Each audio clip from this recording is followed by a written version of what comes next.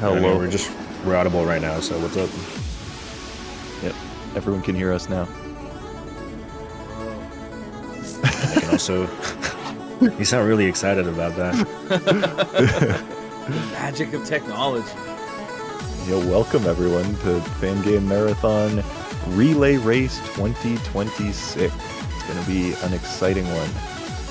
With us, as usual, we've got Cosmoing, myself, and same as last year, we got Glitch Cat back again, the legend. Hi, it's me. It's good to know it's you. I was worried for a second. Yeah, there's lots of imposters. That's why I've got the 7. What, after the first 6? Oh, they're fine. I don't want to know. Oh, okay. They're okay. Alright, that's good to hear. Hopefully also watching this fun relay race. Yeah! Yeah, so we've got 3 I Want to Be the Guy fan games and 2 Mario 64 hacks this year. So we've got I Want to Be the FFM, Speedstar Adventure, KAS, Beauty, and Freeze Mind in that order. And we're going to go from game to game, hopping along. Whenever one game finishes, the next begins, and the 2 teams will battle it out to see who finishes first in the end. I feel like we should probably just get it underway so we can start having a swell time. All right, Yeah. and make sure to yell at me in the chat if the audio is not good, because I can't really hear the balance. Yep. Alright. I'm going to check and make sure everyone's ready, and then I'll count it down.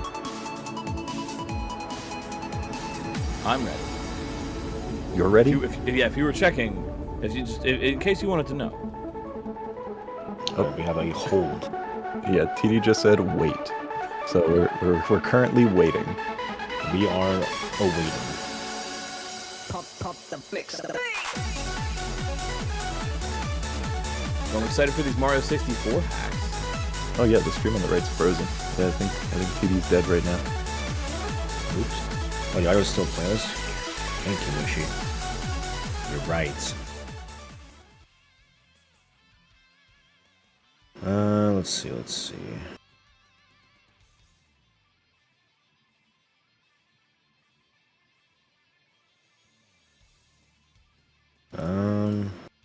All the streams seem to be going. Oh, okay. Yeah, I don't really know. It does look frozen, but Oh, was TD waiting for opening the stream so he could hear us count down? No, I'm doing it with text, bro. I'm not dealing with that. Okay, I guess there was probably no waiting needed. Perfect. well, maybe. But hold on, we don't have the okay from Mr. Bansman. That's true.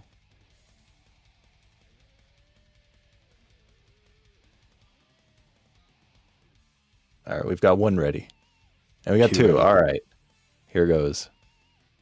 3, 2, 1, and a go. And And they are off. Go is my favorite one. You can go. Hi, I'm Glitch. I'm just here to say silly stuff. The perfect segue. Nobody will ever see it coming. So this is I Want to Be the FFM. This is a fan game of I Want to Be the Guy that was specifically made to be for beginners, because there was one time for Fish Out of Water, which, if you haven't seen that event, it's people get together and share games from different communities. They play alongside each other and try community games that they've never tried before. And we realized when looking for good beginner I Want to Be the Guy fan games that there were very few of them. Not that there were very few beginner games, but there were very few that were enjoyable to play. So, a handful of people, I believe it was Gab, Alice, and... God, who was the third person? Jack? Something like that? Not Jack. Was it J-Rocker? That sounds right. Oh, Roaka. Okay. Yeah, sorry. That is my bad. I forgot they changed their name. Yep. So they decided to make one, and thus FFM was born, which is inspired by a very old I Want to Be the Guy fan game known as I Want to Be the GGM. And by inspired, I mean basically just the name, because It's really just the name. If anybody knows anything about GGM, it is not a particularly exciting game. It is a game with some amount of colored blocks and colored sprites and some amounts of very repetitive average jumps. And so roughly within 30 seconds, this game already kind of eclipses all of that. A fun game though, it's a really nice beginner fan game. You can get through it pretty quickly too. I've really enjoyed these fan games as we've been watching Fangame Marathon, but sometimes I'll look over and I'll just say, oh, they're playing Minesweeper. Oh, wait, no, they're not. Oh, they're playing Yoshi's. Oh, they're not playing Yoshi's Island. Oh, it's Super Mario World. No, wait, hang on. Like, you mess with my head a little bit, man. That's what we're best at. Well, you did have your own little foray into fan games, so you had your own little experience with some of the more beginner side of things. So how was that for you? I think it's fun. I think, honestly, the big thing for me being a Kaizo player and coming over to fan games, the thing that really stuck out to me was that there are so many position normalization strats with fan games that Mario World or other things just does not have. And I think that's absolutely fascinating, actually. That is true. I've not thought about that, but... Yeah, Mario World has some, but you can like pixel perfect, like position yourselves. I thought that was really interesting. Yeah, it's Mario something World just that kinda is realistically like present in basically every game out there, like the types of pixel wall alignment stuff that I Want to Be the Guy fan games have, but it is precise enough in the engine to a point where it's something that's actually controllable and something that's manipulatable and like can be used in ways that are interesting beyond just like, you are misaligned. Yeah. Yeah, Mario World, for example, has like speed oscillation, where like your horizontal speed is actually like slightly oscillating between values and stuff. It's like a mess actually compared to how this works. Whoa, already like that sounds like insane. It's one of the it's the kind of thing you don't notice until it messes with you somehow. Mm-hmm. But it's in there. This is already really crazy though. I'm loving this. Yeah, so again, as mentioned, in attempting to make a beginner game, they didn't want just a game that is playable by beginners. They wanted one that's like actually fun. They wanted to use like more complex mechanics that will actually make you feel like you're, learning and improving and having a good time, as opposed to just playing a game on the easier side. Because you can play so many games that are just easy but have nothing interesting going on. Like GGM, for example. Whoa, no way. So you can see the current stage they're in. It's got these lightning bolts, and when they go down, they will electrocute or electrify any of the metal blocks that they touch. And you can see there's 3 different types. So there's the yellow that slowly moves, the orange that quickly moves, and then the green that just covers everything that's connected at once. And you also have these laser, like, fields, I guess. Little lasers that will quick man you. You gotta run. You gotta go fast. So currently, TD on Team Red with the Barfy Bros is just a little bit in the lead. Bantsman is only about 1 screen behind. So while this game is not particularly long, it's probably in like the 15-20 minute-ish range. We'll expect pretty similar endings, most likely. There it is. You mess with my head. Those are hotheads from Super Mario World. You can't fool me. You can't pull the wool over my eyes. I know what those guys are. Oh, we've been caught. It's all over for us. We were trying to sneak that one in there, but you're just too smart. No, actually, I honestly love how I kid, but like I really love how these games are just such a blend of just literally everything. Like you do not know what you're gonna see as a spectator, as someone that's kind of outside the scene of that a little bit. It's super fun to watch. I really enjoy that actually. Like the one minute it's Mario, the next minute it's Minecraft, the next minute it's Star Fox. Like who knows? That's just really cool. It's a cool love letter to all of gaming, I think. And there is a lot of Mario. I can say that. We like that little red fella. There was It's a he. there was a tradition for a while, for the blind I Want to Be the Guy adventure games at Fangame Marathon to like start with a Mario stage just because it like felt right. So there were 3, I think, that just like start with Mario. Yeah, the first 3, huh? Technically Run the Marathon didn't, but I think Flashback might have. Well, Flashback doesn't have Mario, so there's no way. Okay, well, at the very least, Run the Marathon has it in stage 2, so basically the same. Yeah. Stage 1 in Run the Marathon is basically just tutorial anyways. It's amazing how malleable of a character Mario is. Like, in fan games, in Kaizo, like, you see everything from Super Mario goes on an adventure to beat up Bowser. Everything from that to Super Mario has an existential crisis at the grocery store. That's my favorite. And he teaches you how to type.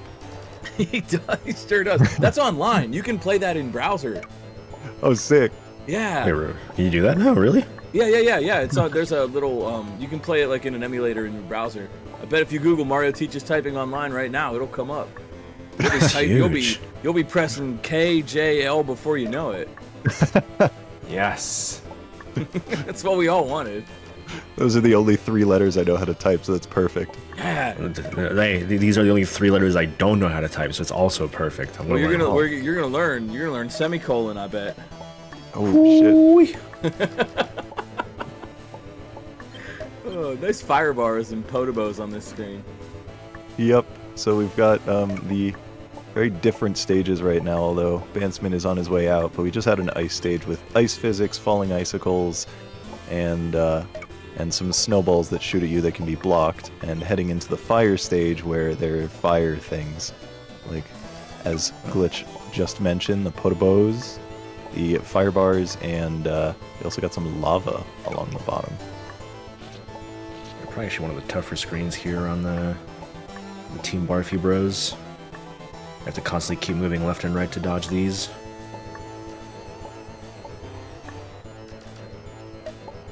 Yeah, easy peasy though. Oh, never mind, I forgot they're back. Warning, it's back. Yeah, so the potobos, they will target your position. The red ones, they'll come up from where you are, and then they'll fall just slightly to the side towards the direction you are. So, although TD kind of made quick work of that entire stage. Yep, it's time for the recap stage. So now that we had the yellow, the red, and the blue, now there's a quick little segment where you just go through a short little reintroduction of the various mechanics from those stages to collect some keys and then head out.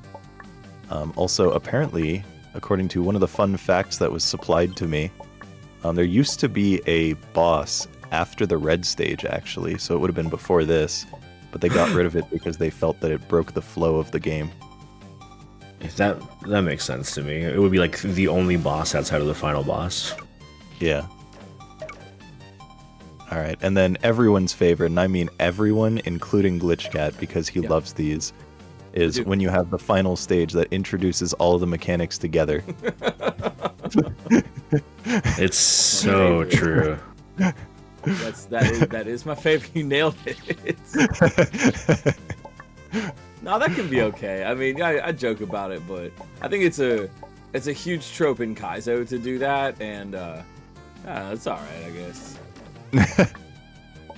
Yeah, I don't know. As like, no matter how much I encounter that exact thing, I just still really enjoy it, and I just find it fun to have the final recap thing.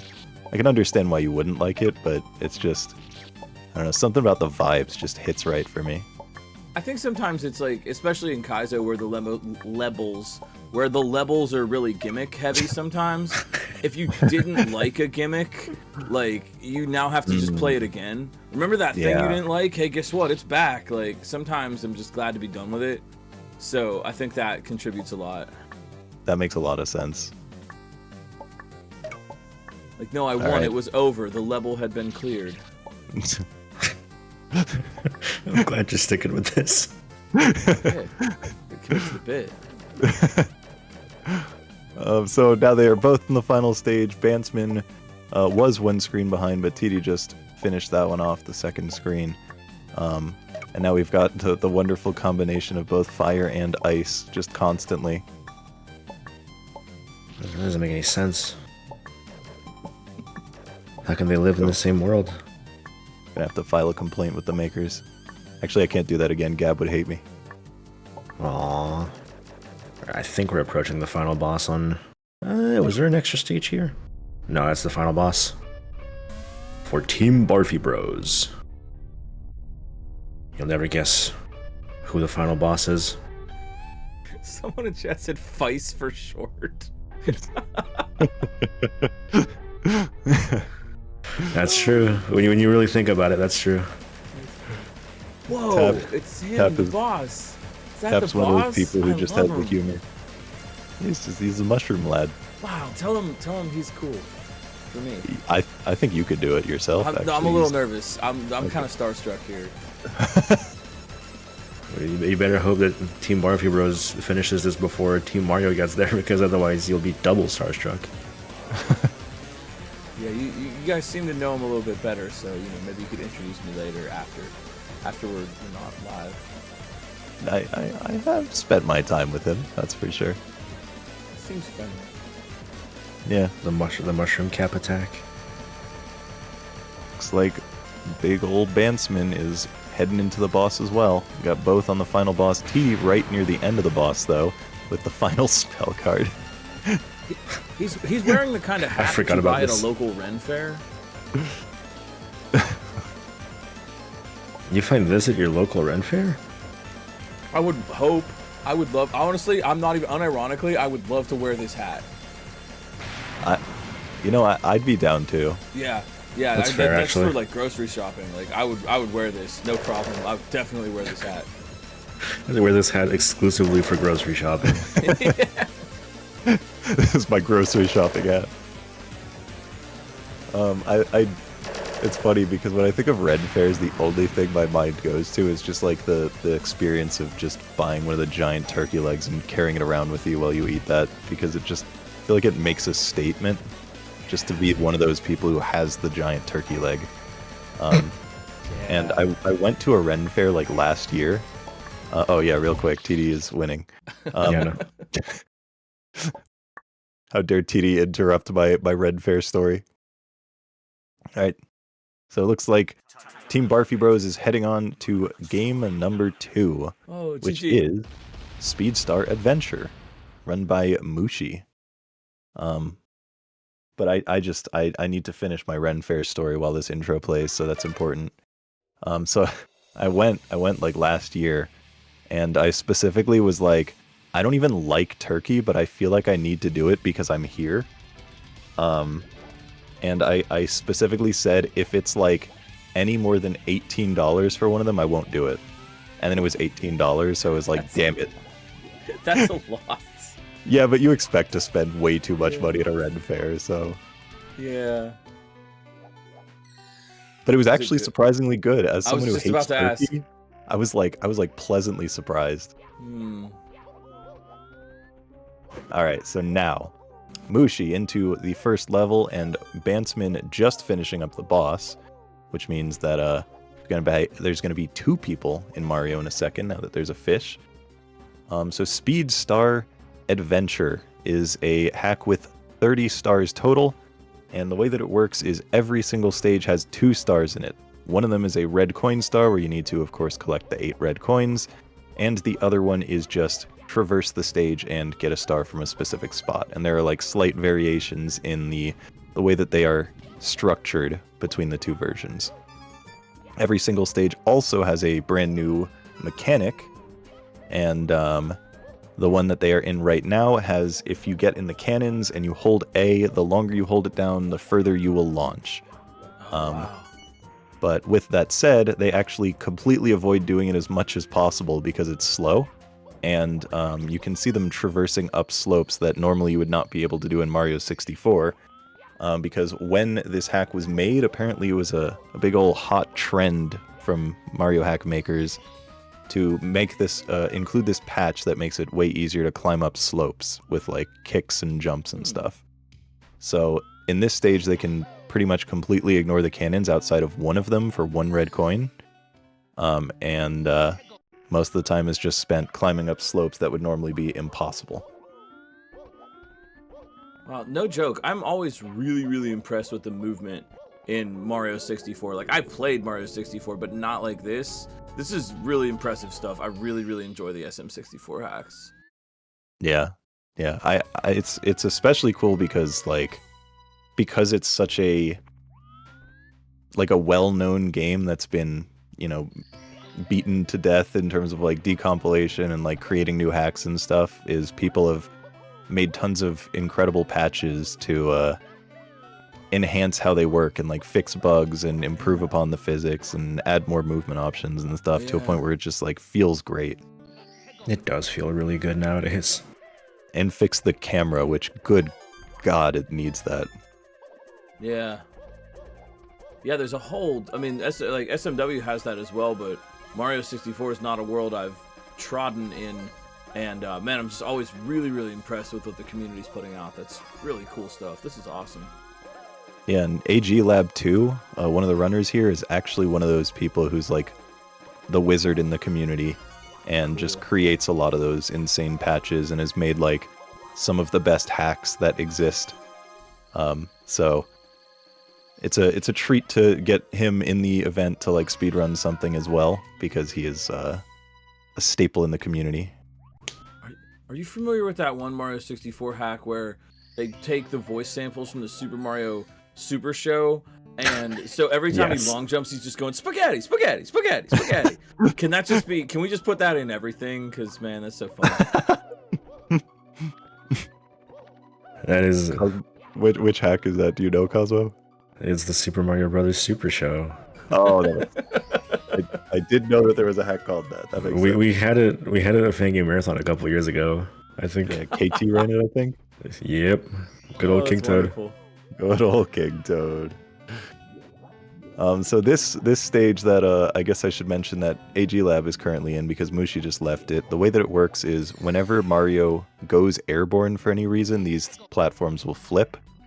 So you use that for traversal to just like jump and flip around. And with Mushi in the next stage, this one is based around water stuff. So you can see there's like these weird misty looking bubble things. When you're inside of those, there's no water. And when you're outside of them, there is water. So the area inside the bubbles are completely devoid of water, which means you fall normally and move normally. But when you're in the water, you swim around, and it looks like you swim around way faster than normal, thank God. Oh yeah, that's one of the... not actually a lot of games have it, but it's one of my favorite patches they put on SM64 hacks is this like fast swimming. I really love the Peach's... was it in Peach's sex hack? I think it was. I don't know. But it's the one that has like the crazy swimming that like flips around and you can go like super fast and like jump out of water like a dolphin. There's a couple. I know it was a power-up in Patchmaker's Workshop, I believe. Do you just automatically get sent to the next level when you complete the one you're on? No, so there is some amount of hub traversal, but it's just a very small amount of the run, because most of their time is spent inside of levels. So with Mushi now about to finish this one, you can see as he traverses to the next level. He's just running up the wall. That doesn't seem fair. Yep, that's that slope patch I mentioned. Oh, okay, that makes sense. That makes sense. Yep. Is that the intended way to get this star, or are they doing an exploit? Well, what Mushi ended up doing right there with, I think, like, you know, jumping out of the bubble was probably what was really intended. Oh, it looks like AG Lab actually just caught up and passed Mushi while he was struggling to get that star. So, now with 6 stars, AG Lab has headed into Snowland, and because of the slope patch stuff, even though these are like icy, slippery floors, it kind of just doesn't matter because you can still just like run up them. Wow, this movement is so cool. I really, really like this. Slow movement is like some of the coolest you'll see in Mario 64. It's a shame it's like a little bit annoying to actually use slopes though. Yeah. There's this weird thing where when you land on a slope, you can't jump again for 5 frames. It's so inconvenient. Spaghetti. That's a nice pasta. That's up there for me. Okay, Bigfoot has confirmed that Princess Peach sex hack is the one with the crazy swimming I mentioned. Alright, so the mechanic in the stage that they are currently in is pretty similar to the previous one, except instead of flipping when you, or not the previous one, but the flipping one, but instead of being when you're airborne, it's actually just whenever you press the A button. So you can press that in the middle of a jump and it will still swap it. So it doesn't just have to be when you jump, it'll just swap. Oh, wow. So you can see AG Lab doing a little bit of a combination of various mechanics to get his way to the next section. Every single stage in this has like 2 different forms. So there's a future level and just a land level. So you'll see like a water land and then a water future and space land, space future. So right now AG Lab is in space future. The first level they did was space land. And the mechanic here is you can see you can throw blocks and they will create these platforms you can stand on. And in addition to that, every single stage has like an out of bounds area around the level, but this is the only one where instead of having out of bounds, you actually just have invisible walls. And because of that, you can wall kick off of the outer edge of the level to climb up places. I like fake invisible walls. Yeah. With real invisible walls, you wouldn't actually be able to wall kick off of them, but I guess that's not quite how these are made. Yep.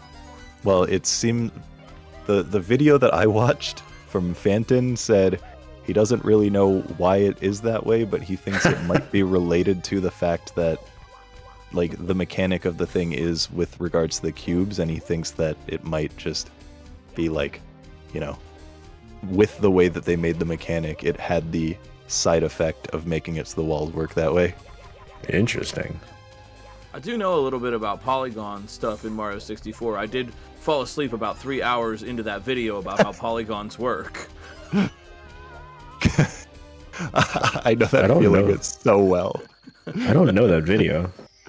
It's It's a Pen long, and Code. exhaustive video about like invisible walls and the way. Like, The invisible blocks are wall. drawn. You said Yeah. polygons. I thought it was like a special like 4-hour video about polygons in Super Mario 64 that I didn't know about. I was just joking. I have tried to watch the Pan and Coic video like 6 separate times, and every time I'm like, this is really good, and I watched all of it and I remember almost none of it. Alright, AG Lab into the grasslands. The mechanic here is there are these little pads that have the A button on them. When you jump with the A button, you go higher the longer you hold it down, so you get like a super high jump. This is so wacky. Yeah, it's a really cool hack, isn't it? Yeah. How have I never heard of this? They're I had gatekeeping not these heard awesome of it. video games. I had not heard of it until looking it up, and then as I was watching, I was like, wait, this is sick! How recently was this made? It's actually a really good question. Let's check. Yeah, I'm just curious, kind of what the state of the art, the 2026 hacks look like. 2021, made Oh, by wow. Scott. Wow, it's just like really sophisticated. That's awesome. Well, it looks like Scott was also one of the makers in Serene Fusion, which makes a lot of sense. Oh wait, is Scott Scuttlebug Razor? Or Scott? Oh yeah, that is Scuttlebug Razor. Okay, yeah, that makes so much sense now. That makes a lot of sense, yeah. Scuttlebug Razor is definitely well known in the community. By the way, the sync on that was crazy. Whew.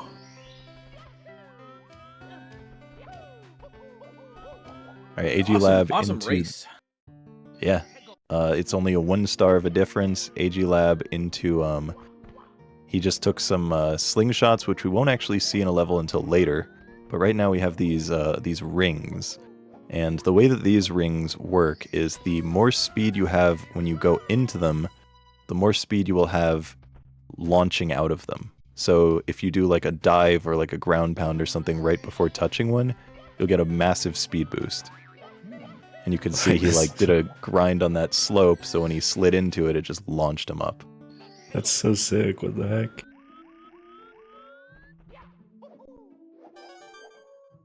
And now we got both in this stage, which is great to see. By the way, a little fun note is, according to Mushi, this game has the highest density of dories in any Mario 64 hack. It has like a ton of NPC dories around that you can talk with, and every single coin in the game is a miniature. I don't know if it's like a dory head or like a dory something, but it is dory in some way. Dory being the swimmy fella that you find in Hazy Maze Cave in the original. That is the canonical name for that character. It's a Dory. Yeah, It's a dory. I don't think I knew that. Dorrie. I know about Plessy, right? That's the from other Marios. Looks Yeah. like Dory, but isn't. It's an imposter. Yeah. They replaced poor Dory with Plessy, and things have never been the same. I know Bigfoot never Oh. recovered. Justice for Dory. Genuine Andrew Cam. Genuine Andrew Cam. Okay, AG Lab is now into, I want to say this is like Sand Future is probably the name. I think I saw Sandland. Oh, never mind. No, no, Sandland is correct. Sand Future is Sand the one Future is that the Mushi's still previous on. one. Yep. When you said So the you can- names of the themes one time, I thought you just meant like, that the theme was just land. Like, oh, that's interesting, I guess. We got ground. What's the theme for this place? Dirt. With this level, When you- the theme is that when you jump, you land after. Oh, ridiculous concept. Yeah, gravity is still something I'm trying to understand. Wait till Isaac Newton hears about this one. So the stage that they're currently in, the mechanic is it's got these crystal things that when you punch them, it will change the direction that the platforms that are moving around in are moving.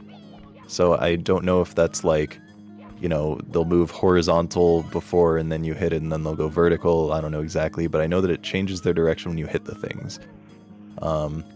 And there is a fun quirk that it actually has one crystal in the overworld, and the crystal is shared between the overworld and the stage. So if you hit it in the overworld, it will actually maintain the polarity that it has when you enter the stage.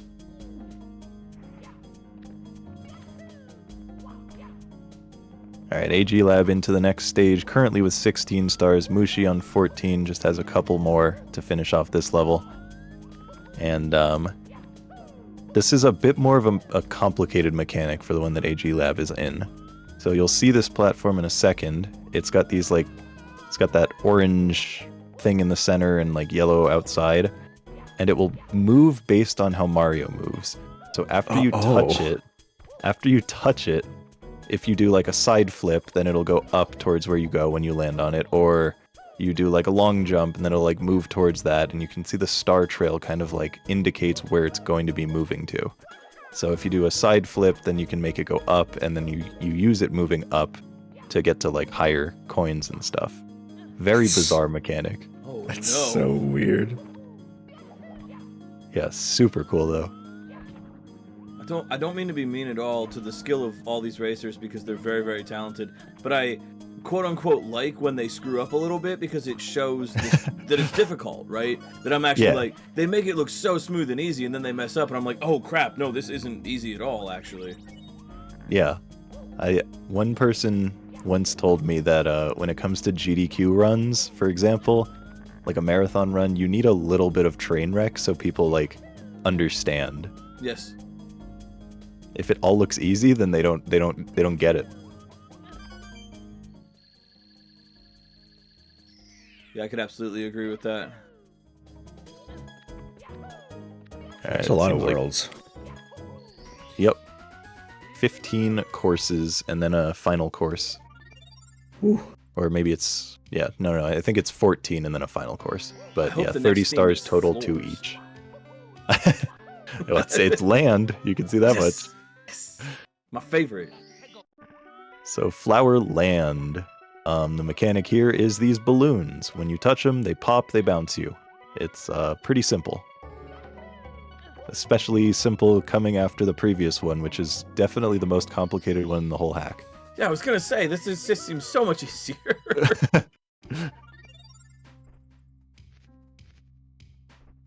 And it looks like AG Lab will be heading into the stage with the wacko things. Again, just one stage behind.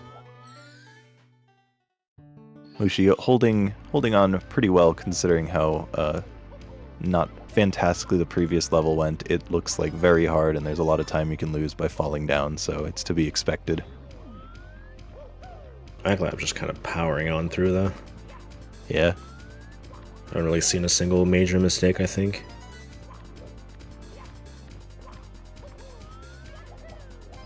Yeah, notice there aren't really a lot of like enemies. Like the health bar is completely gone. Like, is that just like not a thing here, and it's more of like a parkour challenge basically? Like falling down is the punishment. There I is think an so. HP bar if you like fall far enough and like take fall damage, but yeah, I don't believe there are any enemies you actually have to worry about, and it's I mean, with the name Speed Star Adventure, I guess the whole concept is you're just going around as fast as possible, and enemies would kind of get in the way of that, so you just want to speed through the levels and have a fun adventure. Makes sense. Yeah, there I see the power meter coming up. And a Dory. What's up, Dory? And the Dory. Yeah. Choose your Dory. Alright, Fire Future. So, this mechanic is also another, like, relatively simple one, but it's visually quite cool. You've got these giant flowers in the level that will spin around, and the second you land on one of the leaves, they will stop their movement, and then when you get off, they'll start moving again. Which can make for some janky movement, just because of the fact that you're standing on, like, moving objects. But, I mean, AG Lab's still just cruising. Yeah, I've played a hack or two with these kinds of beasts before, and it is not easy to control them. Yeah, how hard would you say this is in terms of... I know that's a tough question. Like, how hard is this hack? Where does it lie on the scale of difficulty? I would probably say not that high, actually. Just from watching it. Yeah. There's not like a lot of punishment for failure. Sure. It has a difficulty rating of a 4.6 out of 10, so... Oh, okay. That's it actually looks- surprisingly high. Yeah, I'm surprised too, because to me it looks very much in the, like beginner-ish realm, where, I mean, there's not really much you have to worry about in terms of obstacles or death. It's mostly just, you know, having fun traversing. So... That's how the community ranks them, is on a like 0 to 10 scale. Yeah, I'm sure there's a 0 difficulty. Yeah, no, there's. definitely are. Oh, really? Okay, all right. I stand corrected. There's I'll actually play the 2 zero. scales. There's 0 to 10 and there's 0 to 10 Kaizo, I think. Whoa. Okay, cool. Yeah, they usually rated based on like the hardest thing in the hack, so there's a chance that like the final level is actually like really hard, and that's what's boosting it up though. Oh, also, apparently I was wrong when I said it was in 2021. No, it says uploaded in 2021, created in 2019. Yeah. So this hack is, like 6.5 years old, and looks really solid. Yeah, I think a lot of things that were made before 20, they have the same thing as Delicious Fruit, where everything uploaded before a certain date doesn't really have the right date on it for upload. But yeah, it's especially impressive when you consider that like Mario 64 was only made in 2018, so about a year before this hack came out. That's true, it's true. That's wild how that happened. Oh, Mushi climbing. doing just the most frustrating movement mechanic in base Mario 64, Agreed. opting to climb. Yeah, but again, it's okay because this has the invisible wall.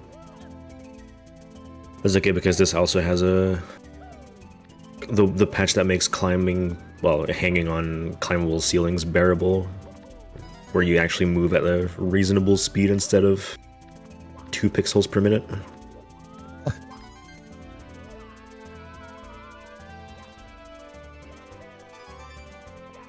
I was there when Mario 64 released on Steam.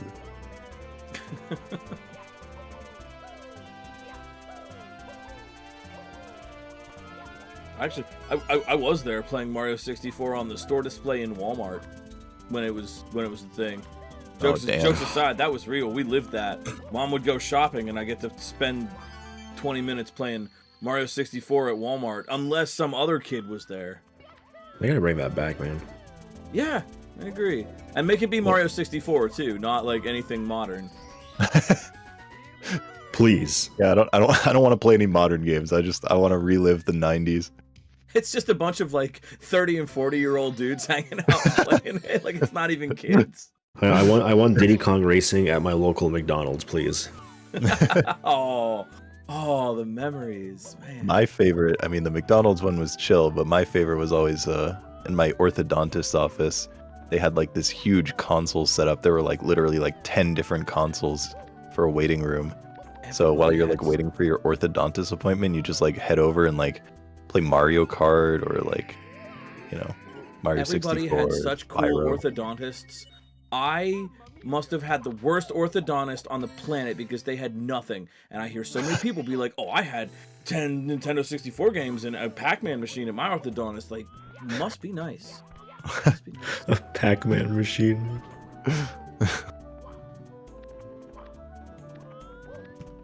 No, so the mechanic in AG Lab stage that he, I think, just finished is there are these like drones that you grab onto. There's little pink things with propellers. It's just you grab on and then you'll fly up into the air. And pretty neat visually and fun to just fly up, but nothing life-changing. Now, slingshots are certainly more interesting, where you use the stick, and when you flick it, it will launch you in the slingshot. And again, referencing Phanton's video, he said that randomly they will just fling you in the incorrect direction, so he avoids using them as much as possible and hates them. That sounds about right, honestly. I was like, the moment you said that, I was like, I have a feeling it doesn't work all that well.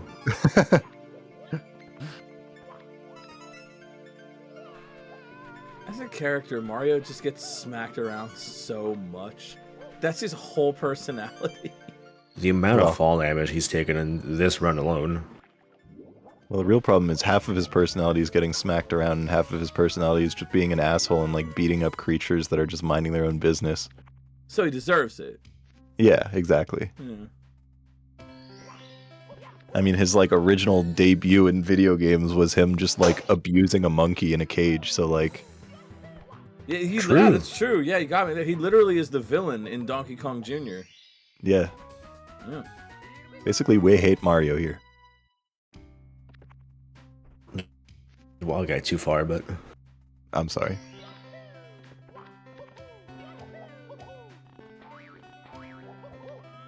I'm here to steal stars and abuse animals. And I'm all out of stars. Has anyone added Yoshi, like a rideable Yoshi in Mario 64? yes. Oh yeah. Okay. I was gonna be surprised if the answer was no. We actually had a run of a hack that uses it early in the marathon called Mario 64 Land, actually done by Mushi. It has one stage, I don't know if there's multiple, but at least one stage where you ride a Yoshi and he can like walk on munchers and stuff. Alright, AG Lab just went into that little hut. You can buy a star, or not a star, you buy a wing cap so that you can get to the final level. And it costs 15 stars, so he's going there with 28 to get the last two, but it unlocks when you're at 15.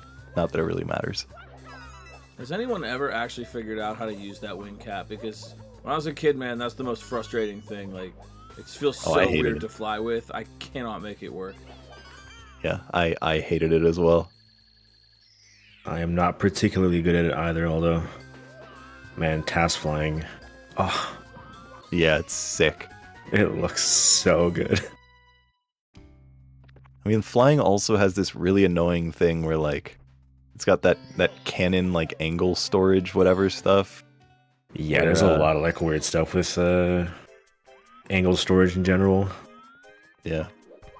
So, like, based on how, like, the angle that you're in when you enter a cannon or, you know, doing other things, like, I think ground pounding even, if you're at a weird angle and you ground pound, then when you take off with your cap, it'll, like, maintain the angle that you had when you ground pounded or when in the cannon.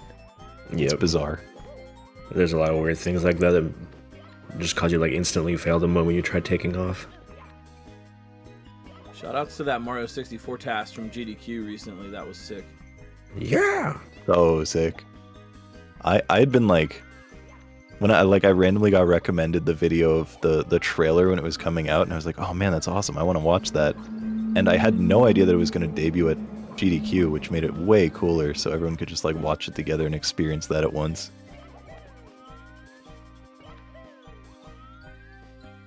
Yeah, Alright, so in Speedstar Adventure right now, AG Lab is in the final set of courses.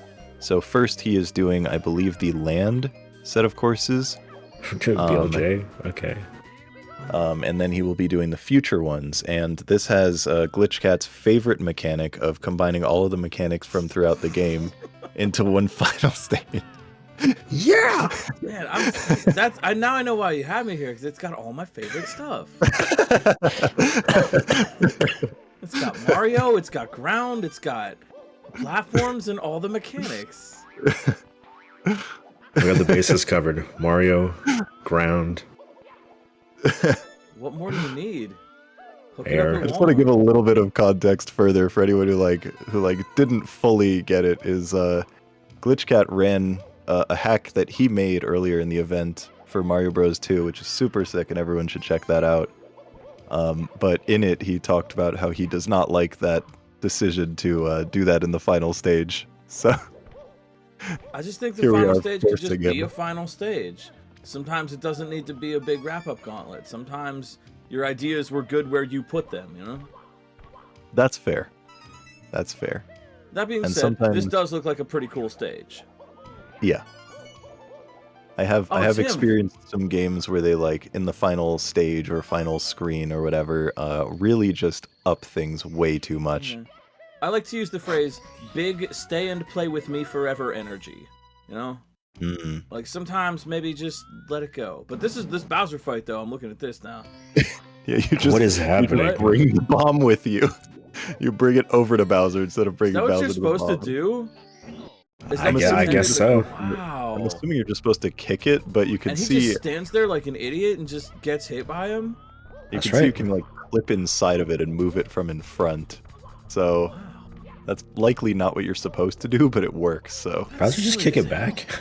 Dude, I love how I it just think so. blasts him. It just hits him. It just flings him so far. That was awesome. all right, well, AG Lab has just finished Speedstar Adventure on this star grab.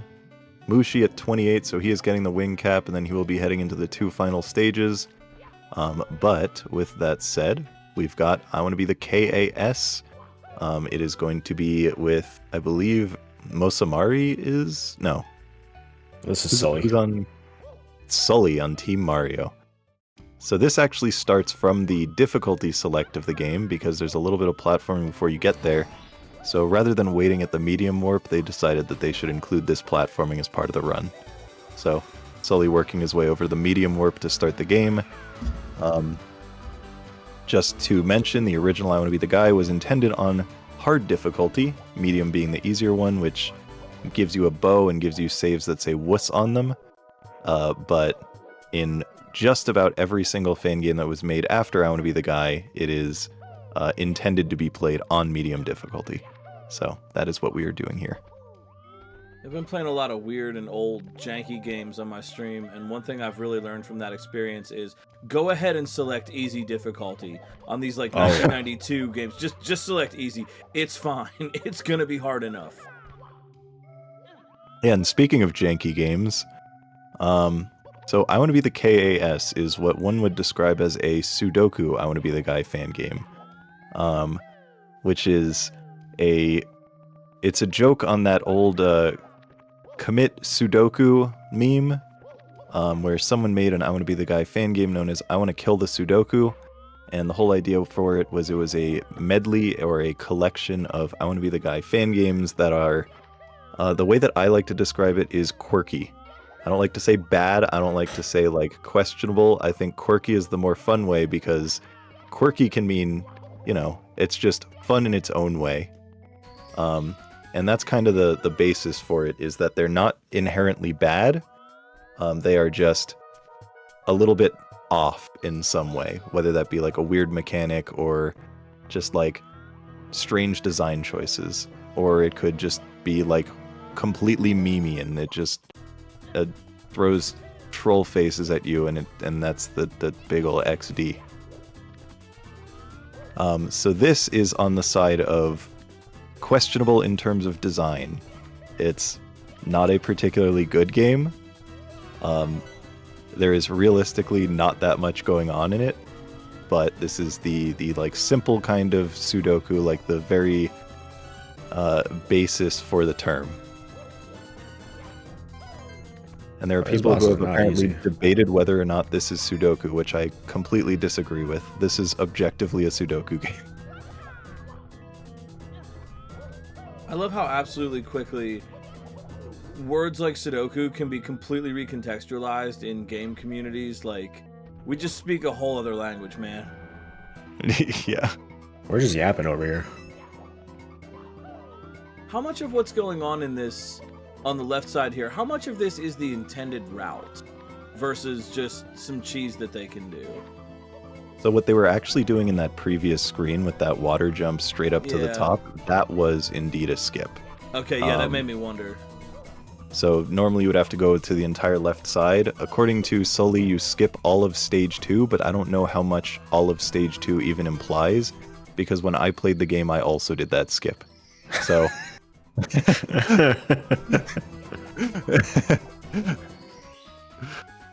Well, I mean, it exists and you don't have to play it, so I guess it's a skip. Alright, Mushi really just think got about his 30th star. He's heading into the Bowser fight, so not too far behind Sully, and also Mosamari will be joining Sully very soon, and if they can just do the difficulty select a little bit faster, that's already making good time. So we'll let Mushi finish that up, and in the meantime, Sully will be just triggering some random spikes and avoiding those. Look at this beautiful water screen. Beautiful, and it's gone. I'm just gonna get already. to see Bowser yeet again.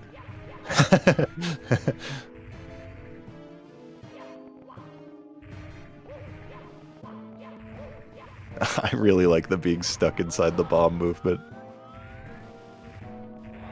Oh, look, he already has the other bomb ready to go. That was nice. That was nice. I like it. 2 hits immediately. Bomb storage.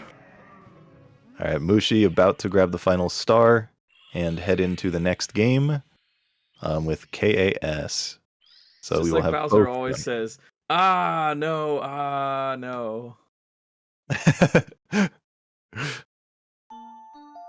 Also, shoutouts to Smartkin. For this year, we have individual timers for each game implemented. So that's a pretty cool addition. So now you can see how long each specific game takes for each runner, which just gives you an example of or gives you an understanding of how long these games are.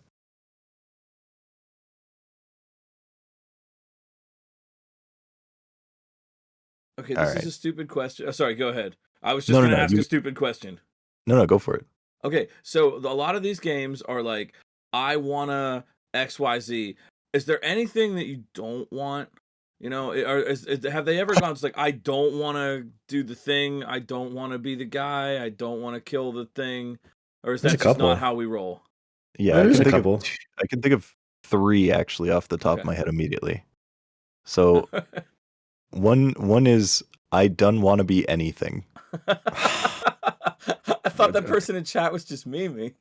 No, Nope. genuinely really, really good fan game too. Yeah, and I done wanna be anything too, and then I don't wanna be the gay, which is not as bad as it sounds.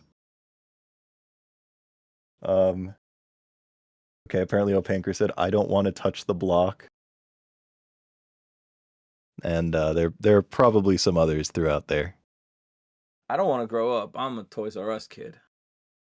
Well, there's an I want to grow up, which is very different. Why is there everything? I really appreciate this whole community is the freaking Finnegan's Wake of gaming. There's just everything in here. Oh, 49er said no game audio. Working on it. Cool.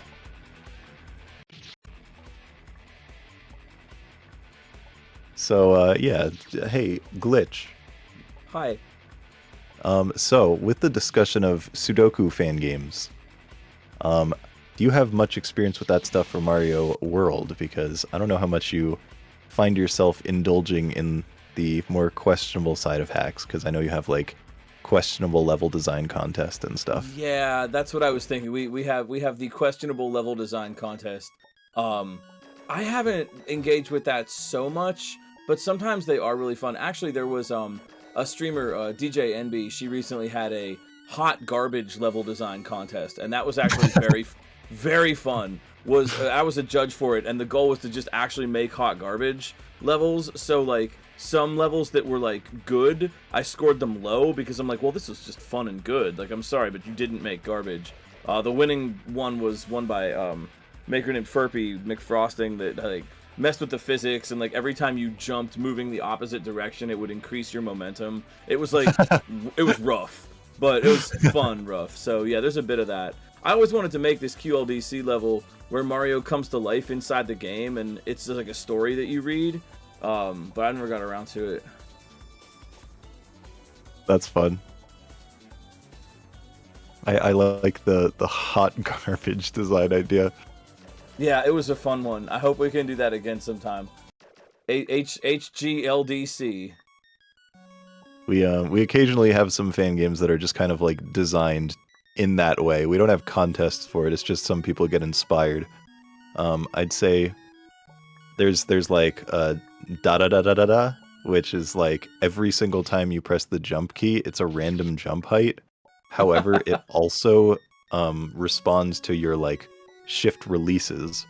So if you release it at a certain time, regardless of like what jump height it gives you, it'll kind of like determine what height ends up happening. So they like compound together.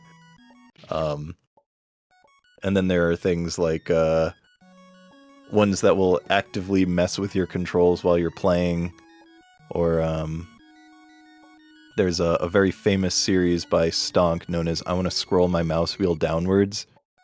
And the idea behind that is every time you scroll your mouse down, it does a full jump.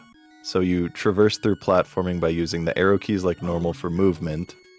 And I believe shooting is with click, if I recall correctly. Oh no. But you scroll your mouse wheel downwards to jump. Oh no. That's funny though. Like that. And it's a series. There are 3 games, I think. Oh my gosh. Yes. Sometimes I get the feeling that you say you want to do something, but you don't really want to do it. Call it a hunch. Yep, people in chat mentioning Hamster when I mentioned things just screwing with your controls constantly. Hamster is a fan game that at just like completely random intervals, it will change whether left moves left or left moves right, and vice versa. So you're like trying to move through things, and it's constantly changing the direction you're moving, which makes things very irritating. I want to ask, why would you do that? I mean, the idea is to be funny. Yeah. I think sometimes they are funny, and other times you make hamster.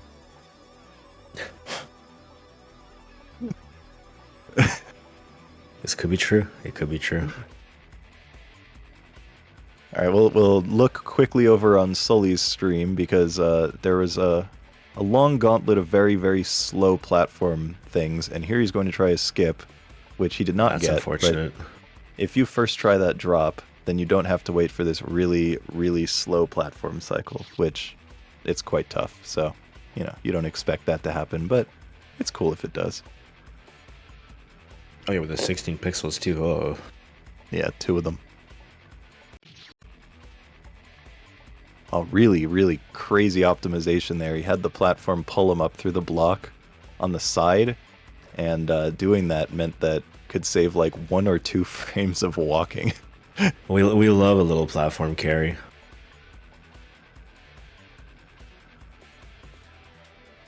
Walls are just a suggestion anyways.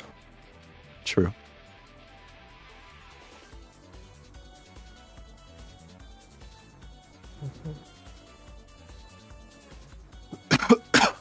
Wasn't there a game that randomized the controls at intervals in Fangame Marathon? That was Hamster.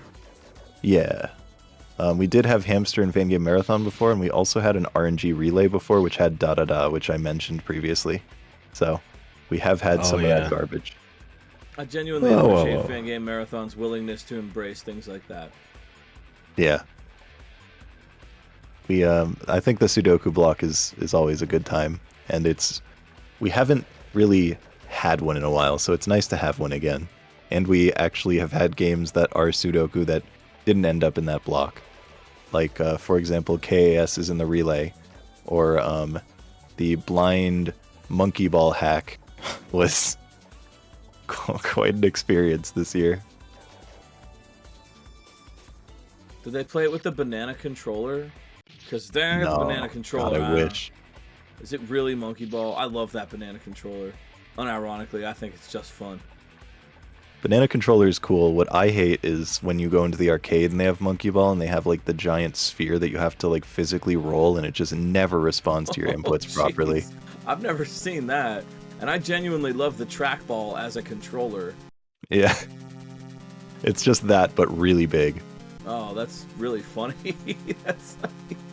Cursed controller is... I really enjoy the whole concept. Mouse wheel scroll, that sounds awesome. It's just, I don't know, something about it. It's super funny. You can see Mari also on that insanely slow, really long screen. It takes like 2 minutes or something ridiculous. While Sully is kind of getting relatively close to the end at this point, if I recall correctly. We're going to see, you can see some Medusa heads poking out on the left side over there. You saw them earlier in a boss fight, but they're just hanging out over there. Those are actually platforms. They're not things that you're supposed to avoid. They're supposed to be things that you use to progress. Yeah, obviously. Yeah. Well, what else would they be for? That's true. I definitely didn't try to avoid them and then get very confused. Oh, are those from Castlevania, right? Yeah. Yeah. It's just like in Castlevania where you stand on the Medusa heads and they let you do that. Yeah, and then the Grim Reaper comes up and he's like, "Hi, want to be friends?" I remember that from the Castlevania game. That was really cool when it did that. That's my favorite scene from the Castlevania anime.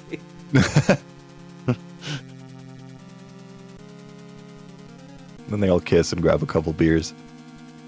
I would ironically kind of watch that. Like this is a good pitch. All right, Netflix, get it going. So, I Want to Be the Guy reference here. There's a really, really slow platform screen in the original I Want to Be the Guy, and this is just that, but kind of the reverse. So, normally you would start at the bottom where that save point is and go up and around to where the top save point is, but here we're doing the opposite.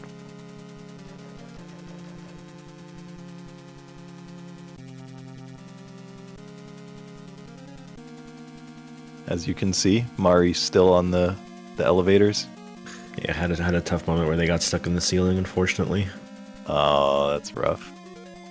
So, platforms, when they pull you up, they kind of just ignore solids. So, they can pull you and then just push you straight into a platform where you have no way of escaping. Some games will change it so you die when you get crushed like that, but in a game like this, you don't expect that. Alright, so there's Ryu. Wait, that's Ryu from the Ryu series. And Ryu's dead. So that was Miss Ryu. him. Wow.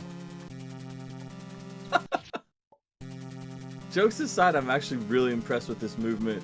And I know it's cliche to say, but like, this would take me such a long time to do, and they're making it look easy. But it's true. It really is just like, wow.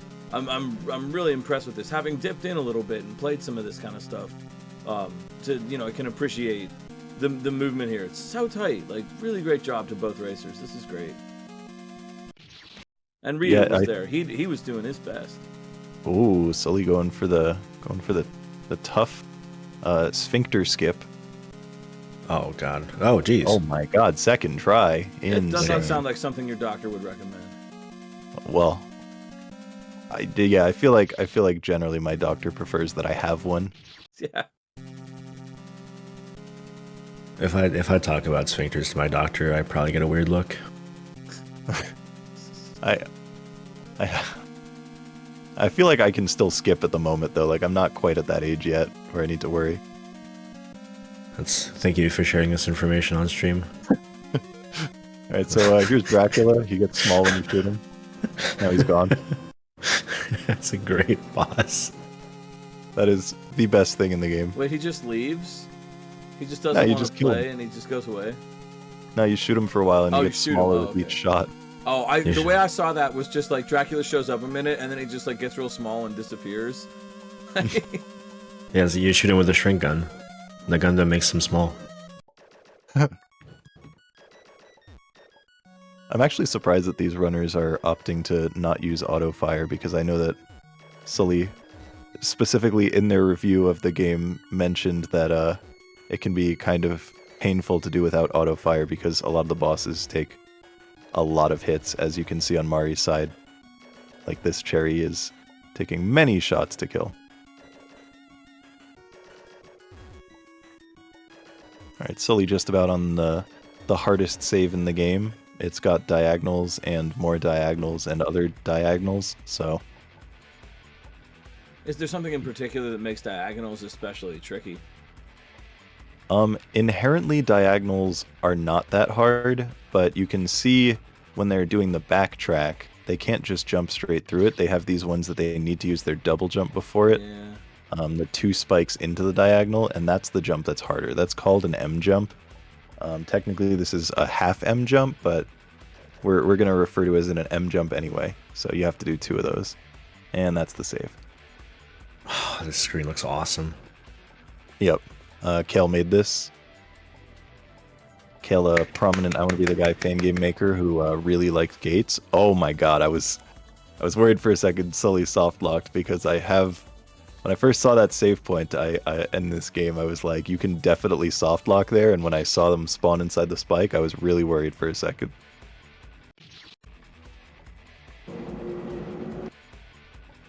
That M jump just makes me think of that Mitch Hedberg, like, I stole the gold M from the improv sign. I went to the pawn shop and the guy was like, you want a gold M? Like, no, what would I want a gold M for? Well, how about a gold W?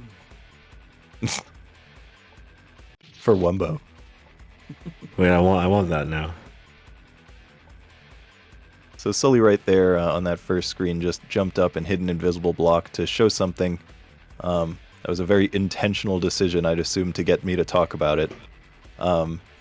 So that right there, there is a hidden path where you go up from that block and you go through like a series of invisible blocks to get to a warp that takes you to the first extra screen in the game, which would be a lot faster because you skip everything from this point on and go straight to the extra, and then extra is only, I think, 3 screens or maybe 4. But they wanted to make it so the category would only be doing the main game because that would skip too much. So rather than doing that skip and making it shorter and doing extra, they're just doing the main game, from what I understand.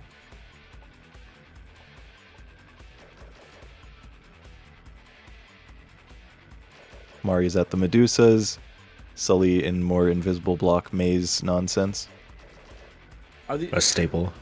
do they appear when you get close to them, or like do you have to touch them, or how does that work? When you touch them. Oh, okay. Yeah. But you can use your bullets or your blood to find them in a lot of games like this. That's like the common strategy in Sudoku fan games, and even the original I Want to Be the Guy, honestly, is you use your bullets to try to locate where invisible blocks will be. Or if you can't find anything with shooting, then you just hit Q somewhere and your blood will fly everywhere and it'll stop on any place where there's a block.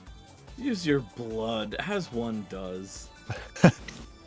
We gotta get resourceful sometimes. Tiny Dracula's gotta eat. He does not eat much blood, though. Hey, I've always said it. Cause he's tiny. Yeah, Little guy. like a mosquito.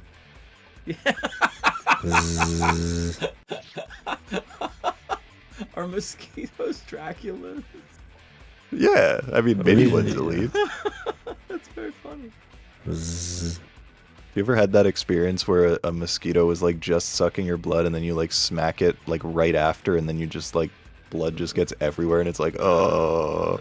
No, that's. Well, yeah, but then it feels good because it's like, I win.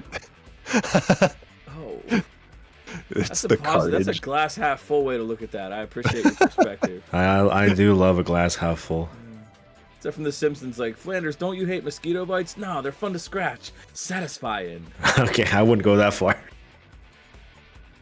Yeah, now that did happen. There's a well-known VTuber named Hato who was playing I Want to Be the Guy once, and I said in chat that you can find the invisible blocks in one of the screens by pressing Q. Apparently it doesn't work in the original I Want to Be the Guy, and she was quite mad. And I felt bad because I was trying to help, and the fact that she even like caught my comment to begin with was surprising.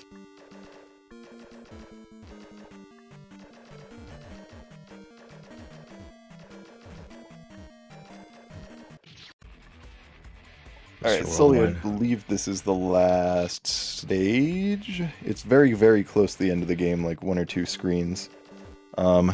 Whereas Mari is currently fighting Ryu. And once you see... Oh, by the way, Sully, there's just stood in a fake spike. Yep. Yeah, as one does. How do you know it's fake? Because you can stand in it. Okay, that makes sense. Fake spikes are generally like 1,000 times worse than invisible blocks because you just don't know. Sure. Yeah. For the record, Try when them I was playing this game, I could not figure out where to go. I decompiled the check. I could not figure out where to go. I watched a video and then I saw it was a fake spike, and that made a lot more sense why I couldn't figure it out. Yeah. It's kind of a fan game sin to use a fake spike. Yeah. Yeah, that would, in SMW, we would call that like a map 16 edit, where you can just make anything act like anything else. So you could have ground that just instantly kills you, but it looks like ground, or vice versa. Maps, find the classic map, find the map 16 edited pipe. I can't find the secret in this area. Which of these walls is actually a pipe? Oh god. Yeah, that gets old. People don't do that much. Wait a second. I think Mari just showed that this thing that I called a skip is actually required, because they just tried going over the spike to go to the bottom right area, and it looked like the floor there is non-existent. Okay, it's... I can't tell. Oh no, okay, it's one of the blocks that's fake, I guess. Now, can we get confirmation, because we have an expert in the room? This is how bullet bills work, right? Yeah, I mean, pretty much. Yeah, sure. I like when they move backwards. Yeah, I just really wanted the expert opinion. Thank you very much. So fun fact, you can shoot the bullet bill here and it'll make a hit sound as if you're doing damage. I don't think you can kill it though, but I didn't actually check the code to confirm that. That's a funny troll, actually. Maybe it just has 1,000 health. Yeah, maybe you just haven't hit it enough. I shot that thing for a while, but I'm also not going to rule out that possibility. All right, Look at this final guy. boss for Sully. Who is this friendly character? I don't know. It's him. Good enough. So this thing has a lot of HP. Actually, wait, no, I don't think this is the final boss. I don't know. There's definitely more after it. You're But lying to me? Live on the marathon? it might be final boss, but then there's more platforming after. But at the very least, I know that there is platforming after. So that's my knowledge. So after you shoot this thing for a while, you'll note that there are spikes on the ground. They're not actually spikes. That's just the normal floor, and that's just a visual thing, so we can stand on it. Oh, okay. Yeah. Oh, this looks And great. there, on that transition, there's a spike right in front of the transition, so when I did it, I of course had to redo that boss, because why wouldn't you? This looks really good. Yeah, so this is the medley stages when they're bringing out all their cool visuals, and Not again. yeah, they're doing GlitchCat's favorite thing of bringing back all the mechanics that we saw from the game before, which in this case is triggers and fire and diagonals. Alright, apparently Alice just checked the code for that bullet bill. It has... that looks like probably more than a quadrillion health. Okay, I guess I should have kept shooting. I would have found out eventually. Yeah, you would have got there. Now I'm Thank just you for actually curious confirming, how Alex. long it would take to kill that bullet bill. Probably something in like the... You would probably start counting it in months. Yeah, that's what's curious to me. Oh yeah, this game does actually have secret items in it. I wonder if you get one for killing those. Please don't. It just comes up with a screen like, what's that one? There's that Jurassic Park game where if you 100% Jeff Goldblum comes out and he's just like, you did it, you won, you can go outside now, like it's over, you're free. Alright, please bear with me on stream as I fix this capture very quickly. Good job, good race, GG. Yep. So Sully is out of I want to be the KAS. Mari working their way through, but Bigfoot right here is BLJing his way over to Beauty, which, as if you did not see, he actually did a run of earlier in the marathon. He was actually alongside Red Slim, a last-minute fill for this event because we had some complications and one of the games had to drop. So huge shout-outs to both Bigfoot and Red Slim for coming in and filling. So here we have Beauty for a second time in the event. It's a really, really pretty Mario 64 hack. It came out, I want to say, either this year or last year. It's pretty new. I should actually confirm that. Let me check. Beauty. I've not... It is... Okay, it's a 1.8 on the Kaizo scale for difficulty, so it's like a very, very easy Kaizo. Oh, that's why I haven't played it. Came out March 2026, so yep, not too long ago, just a handful of months. Wonderful March waterfalls in this, I'm loving it. March 2026 is absolutely when I was still going through all the Mario 64 hacks, and I probably saw it come out and looked and it saw Kaizo. Yeah. And closed the page. Yep, so this is a very, very easy Kaizo as mentioned. You can see all of these like crystals scattered around, and those are checkpoints. So normally, you know, you would not get checkpoints in a Kaizo to this degree. But this one is quite friendly. I think there's, if I recall correctly, like an additional star or something for doing all of it deathless, but that is something that I am currently just not confident in, so don't quote me on that. However, it will also have an additional challenge, and every single boss fight in this, which it actually has a lot of boss fights, which are quite cool. Every boss fight has the option of playing on easy or hard. Okay, well, Red Slim said, I have never heard about that, but maybe. So I'm going to say, no, that's not a thing, because if someone who speedruns it is not sure, then I would trust them over someone who is mostly just guessing. Now, this is really cool. Yep, so Bigfoot is going to be doing all the hard bosses. Also, as you can see over on Mari's screen there, on this like really, really slow section, there is an elevator that is like 3 screens away, and I don't believe there's any way to actually catch up to that. So you just watch it sail away from you, and then you have to wait like 20 seconds for it to come back. So I believe the only difference in terms of like hard versus easy is the number of HP you get. There could be something else, but I'm not confident in saying that. It was very briefly on screen in the selection menu when I didn't get to read it. Yeah. So you can see he is grabbing bombs and throwing them at these boxes. Oh my god, how did that not take damage? To blow up this cute little fella in the middle. What a cute little guy. Ooh. Looks like a Kirby boss. Kind of does. Here it's boxes instead of bombs. Ah, okay, so there are actual differences beyond HP. Cool, good to know. So if you have the speed reading ability, then every single time we come across a boss, you can read what it says and be like, wow, that's a cool thing that you're doing for hard mode instead of easy. I do love this speed reading ability. That's my favorite. Mosamari in chat while waiting for the cycle for the platform to come back down. It's reasonable, honestly. Yeah.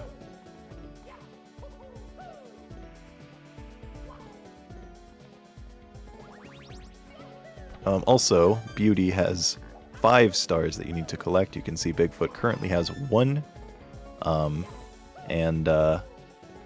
Once all 5 are obtained, there is a silver trophy if you do all the bosses on the beginner difficulty, a gold trophy if you do all of them on hard, and then there's a special platinum trophy for doing some final expert really difficult challenge, which Bigfoot actually managed to do at Fangame Marathon, which was extremely impressive. So again, highly recommend watching his run of that, where someone who actually knows what they're talking about can give better commentary.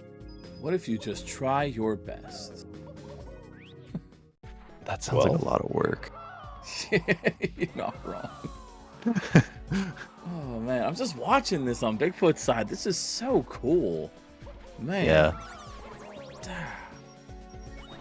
I like I was gonna say I like the linearity of these levels, and like I know that's not quite a Mario 64 thing except for the Bowser areas, but like those were always kind of my favorite Mario 64 levels. Is like instead of being a big empty space, it's just like it's a linear kind of obstacle course, and I love how this hack kind of leans into that a lot.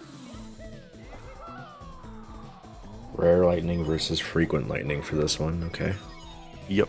So you have this lightning that's constantly zapping you and dropping your HP, so you need to be like collecting coins along the way. And on hard mode, obviously, you need to go a lot faster so you can keep your HP up. But yeah, we actually, it's been quite a treat. The 2 Mario 64 hacks we got are both really high quality and both very different. So it's cool to get to see both of them. True, there's not a lot of linear SM64 hacks. Wolsk, your thoughts? I get that it's not that kind of game, but yeah, I don't know. There's just something about it that I think is like elegant. I don't know, maybe that's silly. No, I very much do like linear sections in SM64 hacks.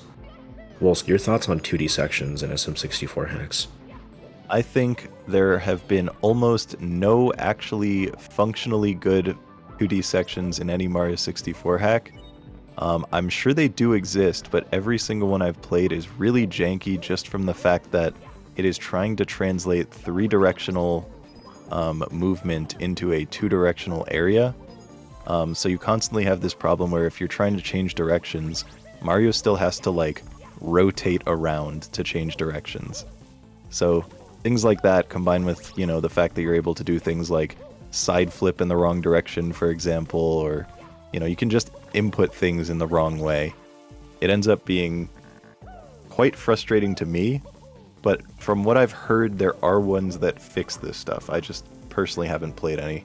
So I That would does not be sound surprised if this is one that fixes that because it's so modern. Could Yeah, be. that I does just sound challenging. I don't like them on principle, but it could be. I think These wall I think kicks, they're these like cool. angled movements. yeah, this hack has really just extremely cool design. So many like different ways of traversal. All right, Mario on the final boss. And Bigfoot currently with 2 stars, probably about like halfway through the 3rd star if I were to guess. And now we got water movement. So when you are in with Metal Cap, Mario moves quite differently. You can't do any of your special movements. You can't like do double jumps, triple jumps, dives, anything. Actually, can you dive? I don't know. Maybe you can dive. I think no. Not underwater. Okay. Oh, 8-second cap versus 5-second cap. So this will determine how long your metal cap lasts for this boss. And you are trying to destroy the shrubs, the cute little fellas. Oh, buddies. Oh man. Oh heck.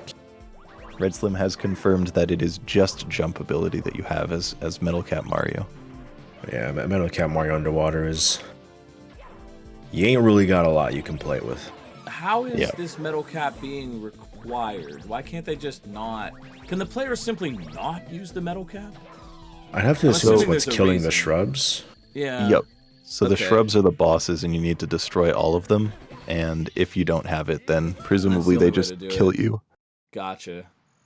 Yeah, I'm assuming Kaizo is very required thing, so yeah, that makes sense. All right, Bigfoot with 3 stars. Mari also struggling with this save as Sully did. But getting very close to the end of that for Red Slim to be able to join. Oh, not these guys with the platforms. No. No. Heave hose. Is that what they're called? Yep. I thought they were called Chuckyas. Chuckyas are the No. big purple ones. Oh, And they yeah, of chuck ya. course. Right, yeah. Yeah, I get it. So this hack, as you saw right there, has question mark blocks that you ground pound. So you hit Z on them, and then it spawns a heave ho that throws you. So really cool level based around heave ho throwing, and everything lines up so nicely. So yeah, you like touch the heave hos, and they're just kind of like throwing you all of the places you're supposed to go. Just such a cool way to use heave hos and just work with the design in general. I want to play this in Walmart. I want to play this at the orthodontist I haven't gone to in years because I don't go there anymore. Yes. Or played at GameStop for like 5 minutes. You friggin' Jack and Daxter. Do you get That extra speed from the heave hose? Like, I noticed he's like jumping to maybe preserve a little bit of that extra speed, or am I just seeing illusions? I GG. don't believe heave hose give you extra. Oh, yep, GG from Mari. Now we got both players in Beauty, the Mario 64 hack. Bigfoot getting his 4th star in a second.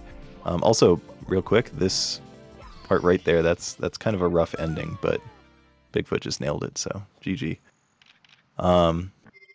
Yeah, so I don't believe the heave hos give you additional momentum in any way other than vertical, which doesn't necessarily translate towards like faster movement.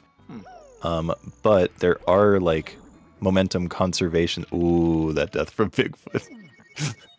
It's like not even a massive time loss. He just bogged his head and probably was not a big fan of that. Big Donk City. Yep. So when you are on a platform with a lot of speed, as you like pass by it, you can either do a kick to preserve it, so a speed kick as it's known, and doing a kick will like maintain all of that momentum. I don't know if it's frame perfect or like 2 frames or something. It's very tight either way.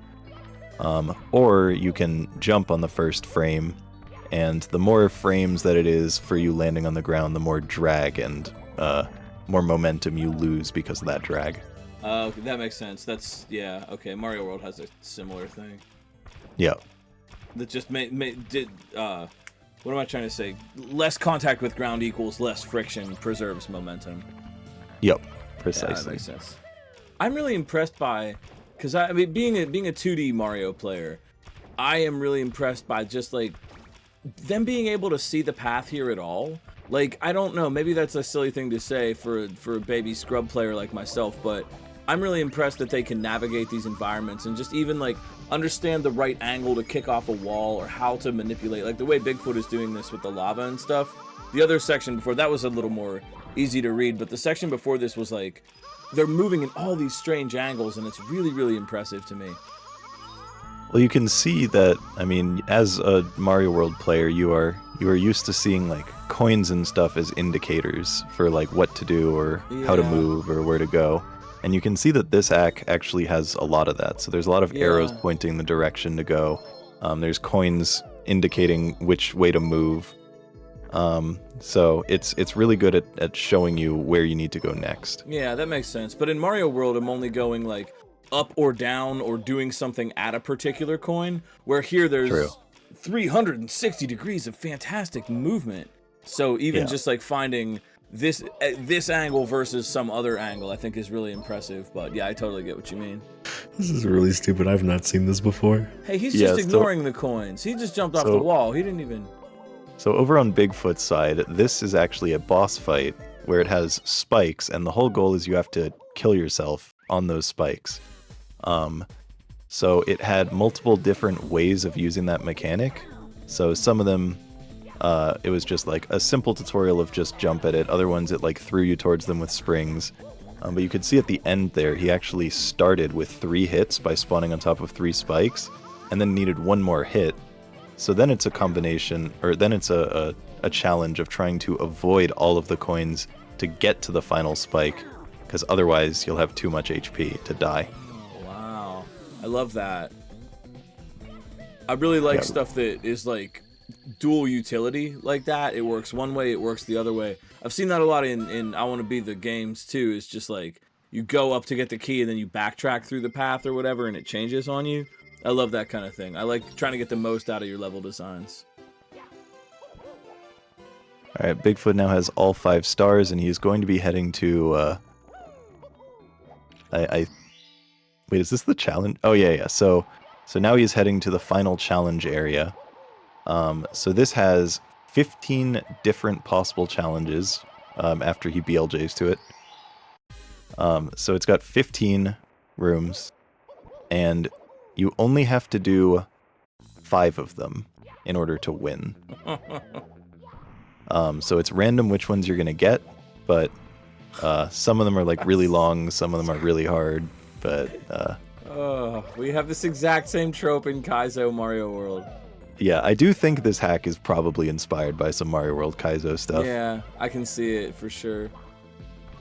I'm just like really impressed because like my only experience with SM64 has been the vanilla game and just kind of watching speedruns of it, and occasionally I'll watch some hacks. I watch Bigfoot when he streams when I can, and man, I'm just constantly impressed. Like, I just want to say like a really big shout out to like everyone that's making Mario 64 stuff. As someone who's just a kind of a casual observer of this all, yins are incredible. I'm super impressed. And that's not a joke. I'm not trying to be silly. I'm trying to be very serious. No, it's extremely impressive, the things that they, like the way that the community has moved after all this time. Oh, that death from Bigfoot was rough. But I believe he does get some like HP, like a multiple attempts maybe? Does he need to do it all in a row? I don't know. Because he just died and I'm a bit confused because it put him right back in the room. I think So- I think this is after the random runes. Ah, yep, that seems correct. Yep. Yeah, Ooh. I think he went through the random rooms very quickly. Okay. Yeah, he definitely didn't get like the absolute longest one. Oof. He definitely didn't get the absolute longest one. Red Slim there at 2 stars, so he is working his way through. 3 stars and then the challenge. But Bigfoot is working his way to the final boss. And he is on his way up. I'm assuming this hack doesn't have that slope patch from earlier. No, it does not. So, according to Phantom, it was just really popular for like a short period of time, and that hack was like released in that period of time when like everyone is using it. So, I don't think it's much of a thing anymore. All right, so this boss is really cool. The way that it works is you're given a random platforming segment, and it gives you coins. So you need to collect the coins during the random platforming segment, and they'll despawn, to then hit a button that forces you to take damage. So while you are dealing with collecting all of these coins to keep yourself from dying, you're also having to pound to just damage yourself. So he always needs at least 3 HP because lava deals 3 damage. So right here he needs to get 1 more coin. Oh no. Right at the end. So cool. I've said it before and I'll say it again. Lava looks delicious. I think it looks delicious. I know I'm not supposed to drink it, and every time I say that, someone's like, "Oh, you know, you'll die if you drink it." Like, I know, but I can admire it. I think it looks. Look at that lava down there. Don't you just want to, just like have a little sip? I think it looks great. You know, it's like the hot equivalent of an icy. You know, those little like icy drinks with the polar bear on them. Like, it just looks like the hot cocoa equivalent of that. It looks so good. It's stone. Lava is just melted stone. I can't say that lava specifically has ever made me think like, you know, I want to eat it, but I do like, I love looking at it. It gives me more of a feeling of like, I want to touch it. I want to feel it. You know, I hear you. Lava has this kind of like draw to it. Like I mean this so sincerely. Bigfoot wins. Yo, GG. That was fast. Yep. Yeah, Bigfoot out. Amelia is next. And again, Red Slim at 2, just about to get the 3rd star after this lava thing. Amelia has begun. Oh wait, that's Eric. Oh shit, my bad. He said that on stream. Ah, damn it. All right, Eric is going. Eric, who made this? He made this. Oh, the creator running a game they made? Yep. Cool.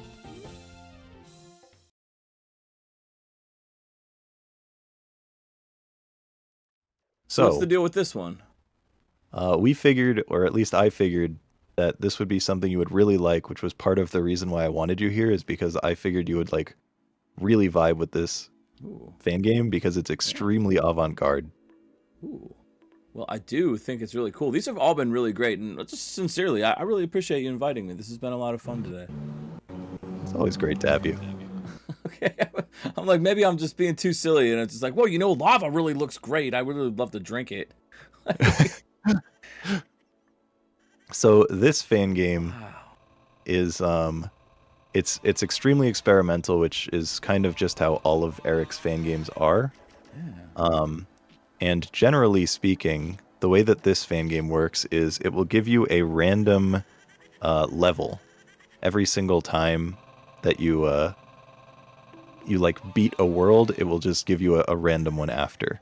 But for the sake of the relay, to make it more followable, so you can tell like, you know, who's ahead, who's behind, all that stuff once they're on the same game. This is set seed, so it'll go in a specific order. And the intention is to go until Time Machine, which is a specific part of the game that is about halfway through. But rather than just ending on, you know, basically just reaching a part and then it's over, Eric has also modified this to add the final boss.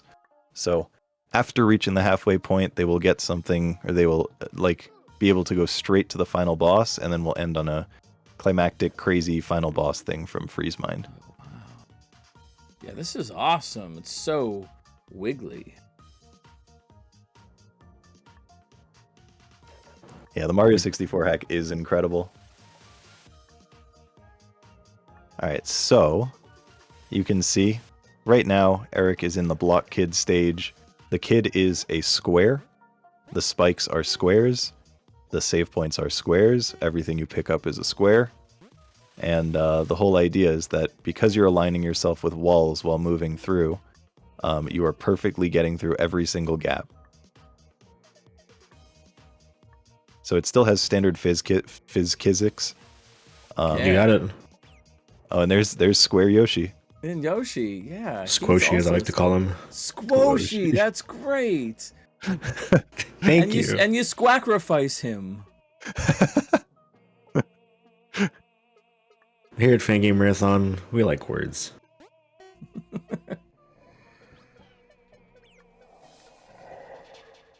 Wow. Yeah, this is really cool. Oh my word.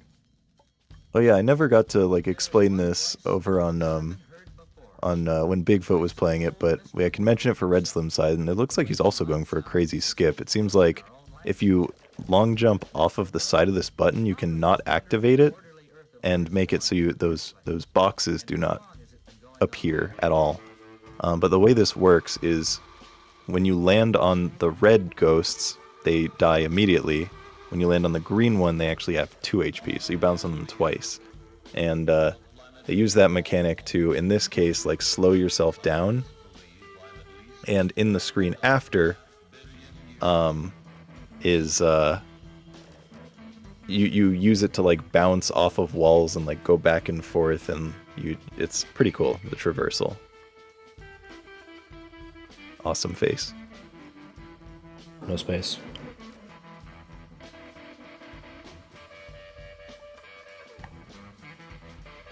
Yeah, I mean, the stage Eric is on right now, very inspired by a popular little indie gem known as Super Mario Galaxy. I mean, there's squares in here. Is it Super Mario Squalaxy? That's true. You know what? Maybe that this is what the I Want to Be the Guy scene can bring to Mario. We got squares. Okay, this is outrageous. like an I'm looking at this octopus. weird little sun thing. Okay, this is freaking outrageous. I'm loving this. Oh yeah, here you control entirely just by pressing left and right. Yep, so you just rotate and you use the squiggly... I hadn't seen that one before. I hadn't seen it before either. That gave me kind of a man. jump scare for a second. Me like, too. whoa. I mean, when you touch a mine, I guess that's what happens. Yeah. I just kind of hope. Okay, I just kind of want to see it again. Oh yeah, it almost happened again. Yeah, it's like I Don't don't let want to Glitch root count for down. players to have a bad time or die, but like it's like, did I really see that? Was that real? Oh, Eric's not a man of the Oh. people. Oh, hang on. Well, there might be more fun stuff that happens. Like, oh yeah, man, what the? We have What's this melon called bread. again? Oh, melon bread. It's melon bread. It's melon bread. I just love how, like, I have absolutely no idea what's about to happen when they go into another room. Like, it could be goddamn anything, and it's so fun to me. Yeah, like I It figured. makes this so fun to watch. Freeze Mine definitely seemed like the type of thing you would like. Like, Eric games in general are just extremely avant-garde and weirdly like esoteric and strange. Is Makes this them good. How recently was this released? Just curious. 2 years ago? Oh wow. Okay, so this is like, because I know that the fan game scene is still thriving, obviously. So it's just cool to see like what is being produced like fairly currently. Wow, that's so neat. Yeah, Eric has made a lot of games. So this is... I don't even know if it's his most recent one, is it? No, he usually releases something new like every year at least. Okay, so your 2-year estimate, it was 2022. That is 4 years ago. Your life is passing before your eyes. Damn. So he's probably released like 4 games since then. Currently working on a Steam game. Yep. Weird Shine. I remember playing Pac-Man at the orthodontist. Yeah, on the Pac-Man machine at the orthodontist. We've all been there.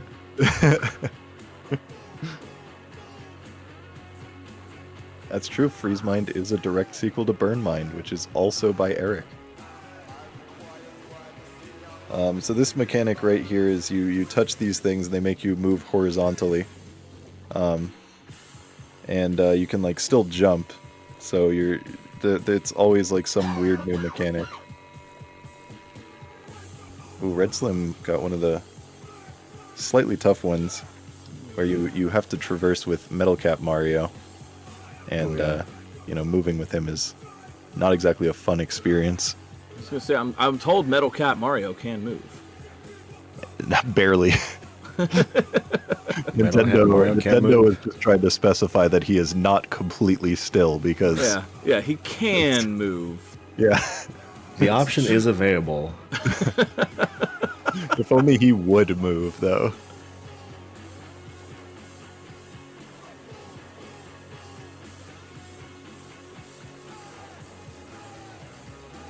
Alright, Red Slim's just about done, I think. Yep. He's just got the climb up and then the final, like, target pounding boss fight thing. Those little angled wall kicks are so interesting to me. Like, you're like, there's like, and there's like two horizontal walls that are parallel to each other, and you're actually kicking and like making, like moving along them. I didn't say that well. But but I got the intention. You ever notice how you just like kick the walls and you move? It's so cool.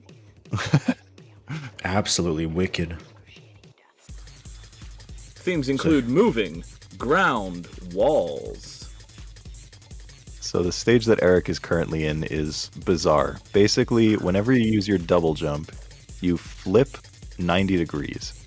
So it flips, it looks like you're flipping counterclockwise, but you're trying to figure out like your movement in a way that makes it so you can traverse through things by like, I don't know, I can't really explain it, but use double jump when it's necessary, and when you get a double jump with a refresher, it doesn't count because it's only for your last double jump. So once you're out of jumps is when you flip. So he's picking up jump refreshers. Also, Red Slim just finishing it up. Yep, congrats to Red Slim.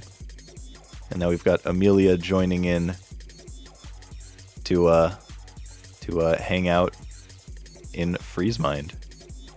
Here we go. The race is on. So are both of these like players like runners of this game? I mean, I assume they've practiced and this isn't just a blind read, but like, does that make sense? Are they like have they like run this game or have like chosen to learn it for the relay or what's the deal? Oh yeah. So all participants for the relay, they submit themselves their application to join the relay. So this was chosen by Amelia and Eric. They chose to submit this for the relay. Okay, that makes sense. Yeah, I just wasn't sure how that worked out. What? Yep. So it's sucking in towards the center, and it sucks all the spikes and the blocks in, which screws with your movement because when it snaps back out, you kind of have to like move back onto the blocks because they get away from you. And there is actually a skip on one of the screens in this stage where it'll suck a warp past an object and you can like grab it on the side that you're not supposed to. Oh yeah, there. Yep, this screen right here.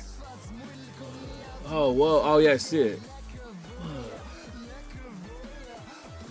So we're gonna hope Amelia can do this because according to Eric, she has been practicing hard, and we believe in the Barfy Bros comeback.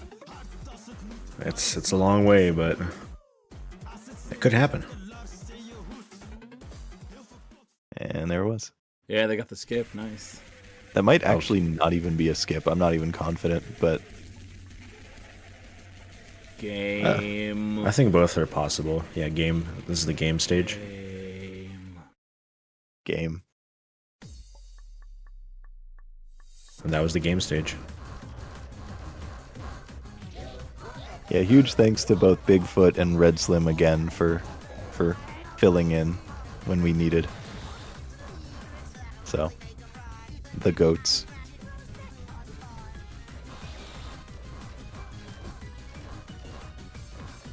All right, Amelia now in the Block Kid stage as well.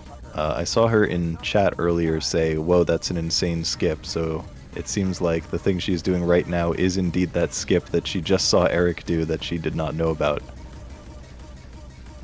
So you can catch it right there with her going over everything. I was wondering, while I was watching Eric, I was like, what was all that stuff on the bottom? And now I understand.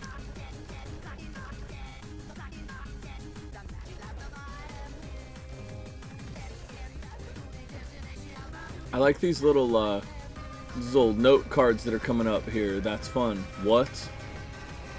You I hope probably you should trip. focus on the boss. Don't worry about it. There it is. The worm? Ebola. Alright, so this mechanic is you sneeze, and it flips you sideways. And you keep moving along the ground until you hit a wall, and when you hit a wall, it gives you a double jump back. And so he did a skip right there.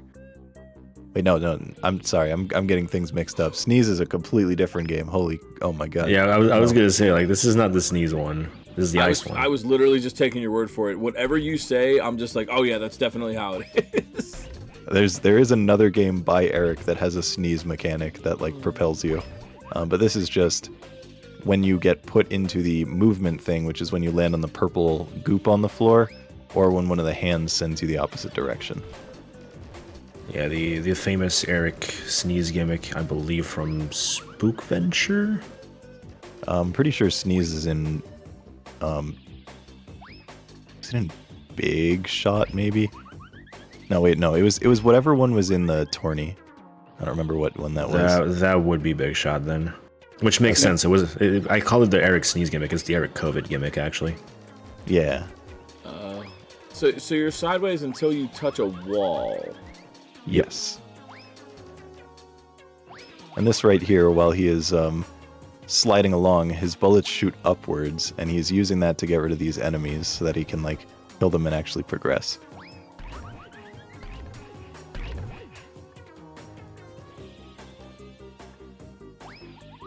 All right, Amelia in the Galaxy stage, also popularized in a fan game known as I Want to Be the Hanamogeta. True. Which has this really strange mini game with planets that pull you towards them, and is indeed where I decided to stop playing the game.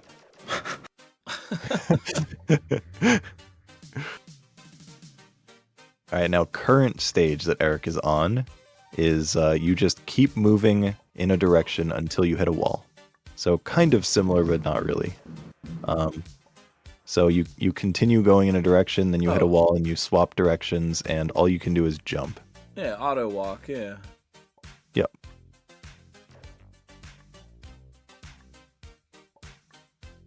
There are also one-way walls, as you could see there, where you can only go through them one way. I'm kind of weirded out by the screen where you just keep walking, because it like is kind of normal, and like the Hamburglar isn't coming out and like throwing like French fries at you or something, you know? Like, well, just like, you wait. This just looks like regular. Just you wait. There you go. Yeah, so now you have a jump refresher that when you use it, it sends you sideways and you explode all the spikes in your path. Okay. That's like how on Aqua Teen, when they always throw something at the floor and it blows up, it looks like that like weirdly realistic explosion. That's so funny. Amelia doing the octopus. Oh, there it was. The moment you say it, every time. It was. I was watching for it. I wanted to see it again. I was secretly hoping to. I'm sorry, Amelia. Sunk my battleship. So Eric is gonna do a skip. Is he? I don't know. I know there is a skip involving these like jump refresher things. It might be on this screen. Yeah, right here. So, it looks like he is not doing it, but I know Amelia will try to do that. So he's going through this normally. There is a skip that allows you to go from like the start of the screen straight to the end. So you can see how it's being done normally here, and hopefully we will be able to see Amelia doing the skip later, so we can see a point of comparison. I wonder what those could be. I want to go back in time and show this game to Ralph Baer, the inventor of Pong. This is what we play in 2026. Oh, it's Rossetti. Oh no, he's mad and he's angry. We got Melon Bread the goat back again. But over on Eric's side, these things are constantly moving to the side. And you have to kind of like fight against the movement of all the platforms. Yeah, I wish I could explain how this really plays. You just kind of have to feel it. Oh, I'm feeling it, man. It like looks incomprehensible. It doesn't play much more comprehensible than it looks. Perfect. That's unsettling. Eyes, flesh, teeth, bones, fingers. Just the fun stage. That's a An enemy dinosaur stage. made out of. Oh, that's weird. Yeah. Like it. That's like I could feel the mild interest. Oh, yes, this is for real. Like I'm being silly or whatever, but this is super interesting, and I really think this is awesome. So. Yeah, the breathing Right, gimmick. Yep, the lungs are constantly like pushing and pulling you based on the way that they're moving. Oh. Oh, that's like affecting your physics. Yep. Oh. It is very Syriac, I agree. Syriac, for those who don't know, is the maker of that classic video, Cows and Cows and Cows. I've never seen it. I do know Eric likes. You'd be into it. I'm making a note of that right now. I have it on good notice. Eric likes Syriac, so that makes sense. Oh, yeah, that certainly checks out. Alright, this is the Pac-Man boss, as discussed earlier, from the orthodontist. Yeah. Yes. Just like I remember. No, Pac-Man. Yeah, that's right. So, just like original Pac-Man, all of these ghosts have a different way that they work. The blue one will mirror your movements in the opposite direction. The orange one, I believe, it responds to sound. So sound includes shooting, it includes picking up the pellets, and I believe when you are near it, it also detects you. So you want to stay away and not make too much noise, but obviously you need to shoot the enemies. So I feel like getting orange last is kind of ideal because then you're not making as much noise. But that's just conjecture. The orange one's name is Clyde. It is. That's my Pinky, favorite. Blinky, Pinky, and Clyde. You can see orange. Well, you're gray now, but orange is staying completely still. Because he knows shooty. Oh, So oh, after you jump. kill all of them, there's this final like avoidance phase section, and you can see a timer on the screen. So Oh, that was Pac-Man. that was Pac-Man, It's him. making me want to have the rest of my teeth pulled out. Oh, Great. this is a really cool stage. So this is one, when art. you jump, you go up until you hit a block. But then when you hit the block, you bounce off of it, and then continue to move up again. But then after the second bonk, you land on the ground to then be able to jump again. I have to go now. My planet needs me. And there are also jump refreshers around that will instantly flip you. What the hell? Victorian child.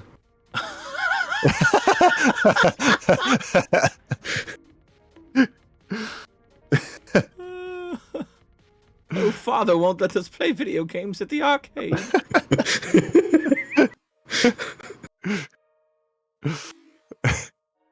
Oh, father gave me 2 tuppence to play the arcade game. Wow. This is art. Like this is seriously weird art. I'm totally here for this. I am really glad you like this as much as I thought you would. Yeah. Maybe even more. What is he doing now? Just moving up and down. Crap. So when you hit a ceiling, you go down, and then when you hit a floor, you go up. Oh, okay. Yeah. Yeah, it's simple. Oh, okay. Yeah. Coming off of the previous stuff, It's like this it's is like Pong. Yeah, it's like Pong. It's just like Pong. Yeah, for my orthodontist. Yeah. Yeah. How many You sound like orthodontists do you have? mesmerized. No, I'm sitting here rapt with attention. This is just really cool. I really enjoy just the vibbles and the visuals That's right. too. Yeah. This game's got great vibbles and particle effects. And the alerts are really Bert.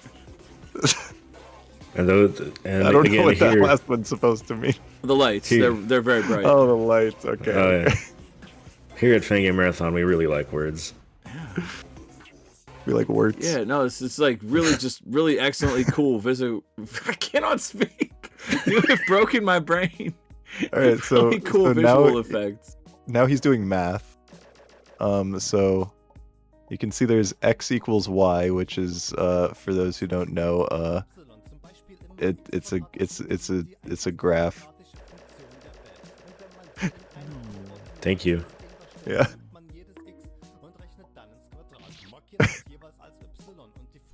No, I can't do any math. Yeah, there's a little bit more logic to it, but basically when he touches x equals y, it's basically like a teleporter. Do you actually have to solve math problems here? No. No. Not really. The signs kind of tell you like a thing or two to do, but it's generally just like, oh, shoot 3 bullets to make something happen. Also, these parabolas here are random, where they'll spawn when you start that save. So he actually got pretty good RNG to first try that. Amelia is at the "you are an idiot" boss. But watch out for the swarm. Yikes! What's that a swarm of? Probably I don't know, locusts. It's just, we agree. Yeah, we agree. Yikes. It's gotta be locusts. Yikes. That's how you In know them. pausing the stream, I can confirm that they are something. So, in case you were wondering. Alright, Elite ball knowledge. I'll take those. What the? They look Wait, like these are the- mosquitoes crossed with ladybugs. So yeah, locusts. Alright, I'll trust that.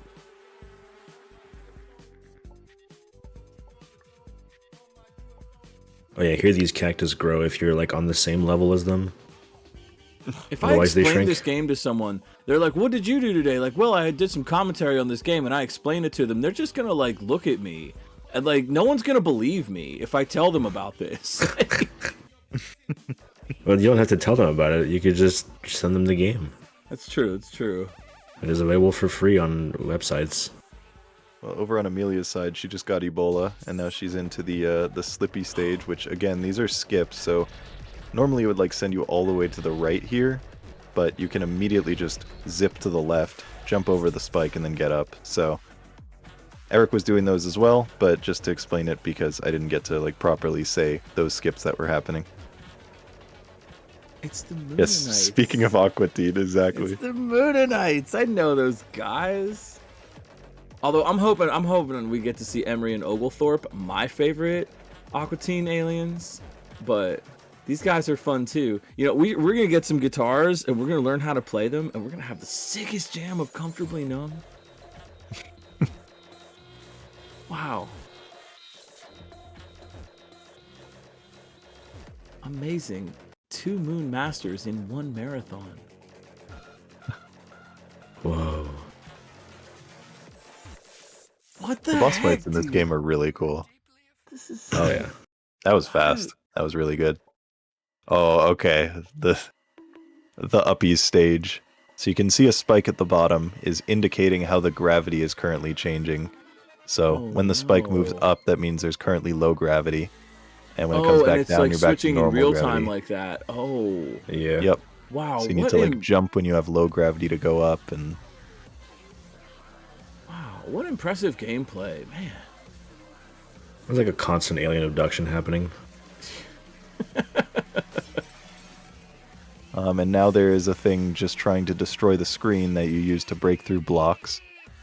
If it hits you, you die, of course. So you need to be careful about that. Iconic feral gimmick. Look at this, Scully.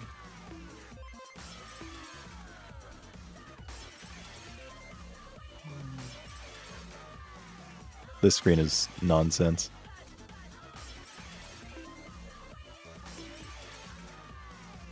So now you're trying to have them break a path so you can get the warp while, you know, avoiding them yourself, of course.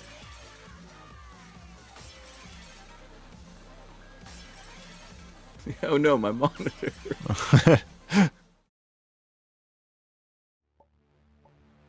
Alright, Amelia is into the walkie stage, so hopefully we will see her do the skip.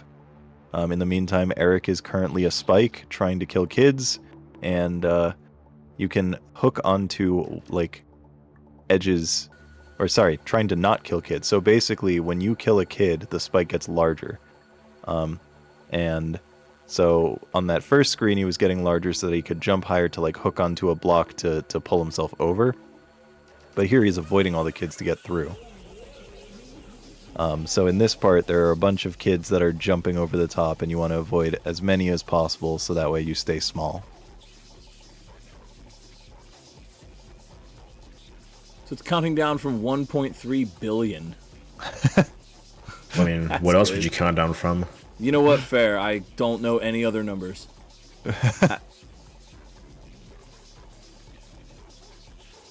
Well, we had the bullet bill with like a quadrillion health before, but Oh yeah. The 2 numbers. we got 2 numbers. This really lasts a while, good lord. Oh yeah. Like how they just gave up on the countdown like at some point. So once again, killing kids to get larger to be able to hook yourself onto blocks, and also it makes your jump higher.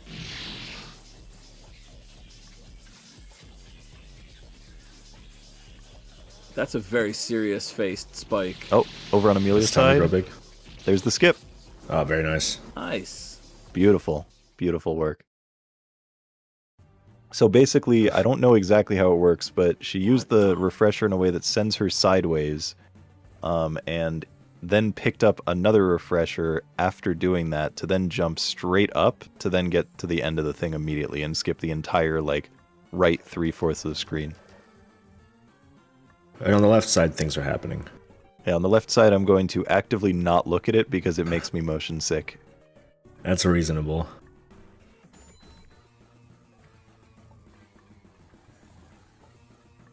The Barthy Bros.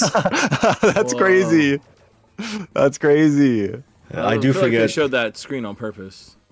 I do forget. Yeah, on this stage, if you go up on all of the screens, it was what marathon was it? It was a 4-way race between like the Barfy Bros, Flavia something, Anuj something, and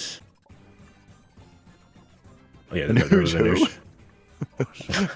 Yeah, it was a 4-way race between those teams, and you can see the references there. I feel like I'm like 8 years old again at the arcade, and I just got on the tilt-a-whirl after eating like 2 pretzels and chugging tons of lemonade. Oh, this stage is super cool, by the way. So if you look at the kids' animations, they're all backwards. I don't know if your movement is also reversed, if like left is left, right is right, or left is right, right is left. But the idea behind this is you're supposed to be like moving backward. Oh wait, no, I'm wrong. No, this I'm is in the wrong the stage. input delay. Yep. I always realize things like when it's too late. So the mechanic is, I don't know if everything is delayed or if it's just like your movement or just your jumps. So you can answer that one, Cosmo. I believe it's everything. Okay. So the idea here is you are trying to time things with input delay. So there is a set amount of delay for every single movement, and you need to like be able to do the platforming based on that muscle memory of like not being able to see exactly what's happening at the time. Mr. Ace with the info in the chat was the color relay that we had a couple years back at Fangame Marathon. Oh, and here's a creature. I'm so impressed at the adaptability of these racers to be able to not only do hard things in what I guess constitutes normal physics, but to just flip on a dime and do something else, where the gravity is wrong and you're backwards and you have input delay. Like, that's some serious skill. Damn, poor Amelia. She had one more ghost to kill and then was also going to get orange last, but died to the fruit. So now it's looking like she's going to get orange second to last, which is going to be a little bit harder. That's Because have to exactly kill the opposite pink. of what fruit does. Jeez. I don't know. People have allergies. No, you know, fair. So now she has to try to kill pink while keeping orange away.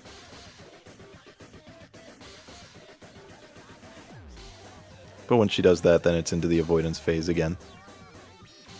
So over on Eric's side, the spikes are just spinning around. All of the visuals are actually, or all of the like screen tearing like that is purely visual. So where you are does not change. It just weird. looks like things are moving. And you've also got these things like teleporters that you can aim in a circle around you. Yeah, so they'll rotate, and then you just have to time it, and you get a double jump back after. You do not get a double jump back. Okay, you do not get a double jump after, which is why he went over to the right so he could land first to have a double jump. You got Full it. of lies. Oh, here's the stage I was mentioning. So now, the whole idea behind this is everything's supposed to be reversed. So when you trigger traps, they're returning to their original position. So it's a fun idea of like you are seeing everything after it has been triggered as a trap, and things are returning to what you would expect it to look like before having triggered it. Yeah. I believe you have reverse controls here as well. Damn, if that's reverse controls, he crushed that. I could be wrong about that. It's been a while since I played Freeze Mind. If I'm saying lies, call me out. I mean, for reverse control, you can always just hold the controller upside down. That's true. That's what I do. That's true. I mean, generally, like when like reverse water or something in Mario World, just flip the controller over. All right, chat is calling me out. There's no reverse controls. Well, they can flip the controller over unlucky. anyway if they wanted to. Damn. That's true. And now you lied. Are the blocks So in this this- one disappearing? Yeah, so when you get near the blocks, they disappear, and that's important because this moving one up here, if that disappears before you like get there, like they're currently standing on one, then it's a bit hard to get your bearings and land on something because you have to guess where it's going to be. Alright, so this thing that Eric is on is just a really long auto-scroller, basically. So all he has to do is avoid getting touched by aliens. But the likelihood of him actually dying here is extremely low because you can touch a lot of the aliens and be perfectly fine. I really like the weird kind of like fuzzy glitch aesthetic of this area in particular. It's so cool. These textures are really neat. As someone that generally likes weird abstract chaos, this is just amazing. I do believe that this actually goes faster the less you get hit, but it's like a pretty minor difference from what I understand. Okay, Amelia over in math territory, dealing with some parabolas. Boo, Or math.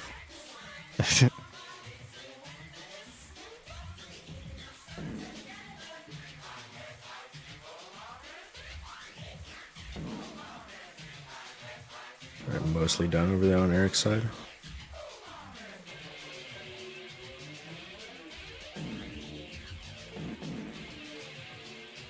I've had dreams like this alien screen. I don't think I'd remember if I had. I try to forget every day. Poor Amelia Now dying at the what? end of the screen a couple times. It's Sinistar. I know this guy. That's Sinistar. Run. Yeah, run, coward. He hungers. That's He does Sinistar. hunger. He's a hungry guy. He's a hungry buddy. Do you know about the Sinistar Lives thing? You can die twice when you have 0 lives in the arcade Sinistar, and it'll underflow your lives to 256. Oh yeah, I did that on my orthodontist. Oh yeah. Classic orthodontist. That guy's. Wait. Those are evil autos. That was Sinistar, but the little smiley faces, evil auto from Berserk. From Berserk? Yeah, Berserk. I think it was Stern? I forget which company made Berserk. It was an arcade game. I like arcade games. What do you know?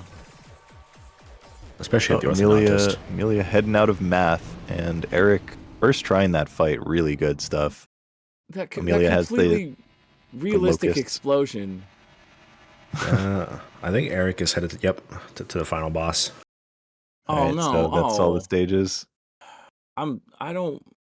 Can we not have a final boss and just keep going for a little bit? Because this is great. Well, I mean- there's another like extra half of the game. Oh, sweet. Okay. All right. I mean, he's not playing it, but there is, like in concept, Oh. another half of the game. Oh. I'm a little sad. Honestly, we I'm could sorry. have just told him to play the whole game, but Yeah.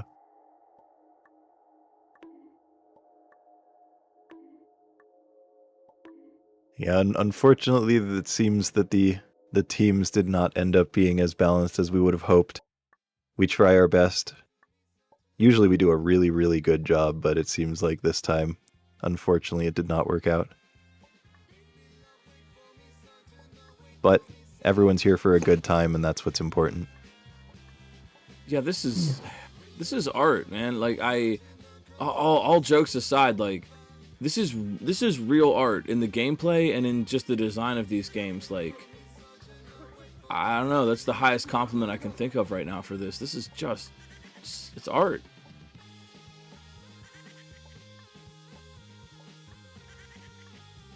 You and Red Slip could race to beat 15 trials. Wait, brilliant. So we could go see SM64 Beauty again, and then they could try to do that thing where you do 15 challenges in a row. yeah, why not? Nice. I just wanted to stop pelicans from falling on you. A very good reference. Oh, whoa, these orange circles are like flashing forward and you don't get hit when if you like stand in the right spot. Is that what's going on there? Yeah, basically they explode after a little bit and then they go further. You just gotta dodge the explosion. Anyway, like this, yeah, basically in freeze, this skips like half of Freeze Mine. There's a pretty long section afterwards where you go through the time machine and experience remixed versions of other existing games. But this is just the final boss. I would love to hear from the creators sometime. Like, how do you pick, like, what goes in this? Like, you know what I mean? Like, just like, oh, and this is the level where Popeye the Sailor Man comes out, and it's just like, how do you even, like, decide, like, what to use? This is just a mashup of just, like, culture and imagination Wow. and effects and programming and just interesting mechanics and like all of this. It's so fascinating to me. I just want to quickly mention that Amelia just had an insane dodge at the end of that boss, so huge GG's to Amelia for living that and destroying the boss. That was terrifying.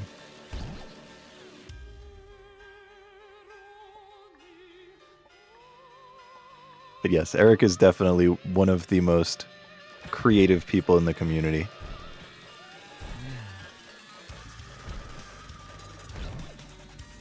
Honestly, and as someone that plays Kaizo a lot, like, Kaizo is great and no shade on it, but this goes to a whole other place. This man, you take this to such a level. I think it's really interesting how, like, Like, the graphics seem kind of normal for a while, but then you just add in all these cool effects, the broken glass in the monitor, the weird, like, hyper-realistic kind of, like explosions and characters and stuff. Like, it's such a strange blend. This is, like, oh, man, it's so cool. I'm sorry, I'm just like, man, what a cool game. This is my favorite. I think this is my favorite one of these games I've ever seen. This is just wild.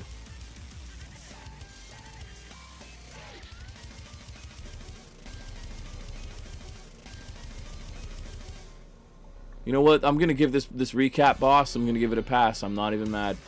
I'm not even mad. You're making me see the light here. Oh my god, we gotta change my wicked ways and come around to embrace the light of recap bosses, because if we get some cool art like this, man, I'm down. I think that means that all except for one game in this relay had a recap final stage. It did. That's crazy. Was it not all of them? Did Beauty have one? I don't think Beauty has one. Because Beauty's just, you know, stuff at the end. Yeah. I mean, I think the recap stage is like the trials, right? Oh yeah, I guess the trials do kind of count as recap. It's not the very last thing in the game, but it's pretty close to the end. Oh yeah, I guess KS. No, KS has one. Yeah, KS did. It has all the blocks and everything. Yeah, the recap relay. So true. Well, Eric is taking some deaths, so... Oh, and he's just kind of hanging out there, so I think he's not too happy about these deaths, perhaps. Eric in chat is just saying, what was I thinking with this? Oh, with ending with final boss? That was his idea. I said, like, oh man, is there like a stage that has like a particularly good boss that we could use as the last one? And he was like, oh, we could just skip to final boss after and do that. So, shout outs to Eric. Oh boy.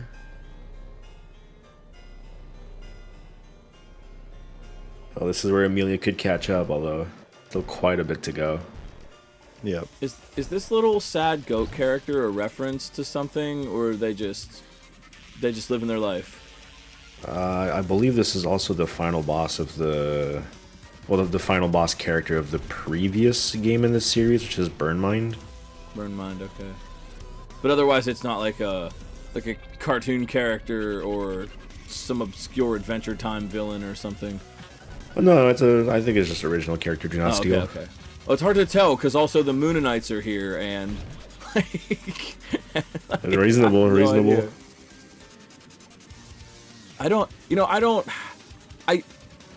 Making one of these games seems intimidating to me, but coming up with ideas for this kind of game seems super fun. Can I just be like the ideas guy and just like, oh man. That's literally how I make things with Cosmo. This is true. I have made 2 games and both of them was just, Cosmo, here's this idea I have, just code it for me, please. And then he did. And then I made things. And I do the work. This popped into my head, and I don't know why, but my friend told me about a dream they had one time, and it reminds me of this game where they were like planting a big tree, and it grew up really fast, and then it exploded into a million tiny purple Incredible Hulks. Like, like that's exactly what these games are, and it's just, oh my god. I love this so much. These games do definitely have like dream energy. Yeah, like in such a huge way, and it's man.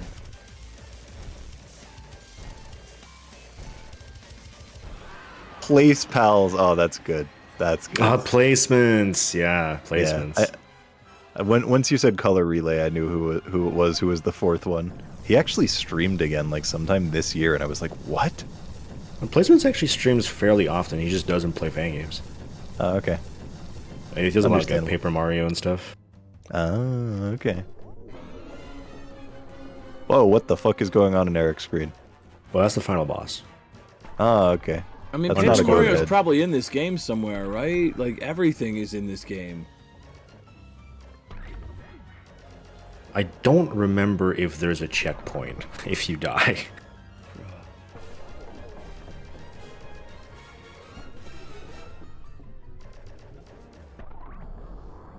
Oh, did he win? That looks like he won. I believe that might be time. Wow. I'll wait till the fade out, but GG. GG's Holy to moly. Mario. only Mario though.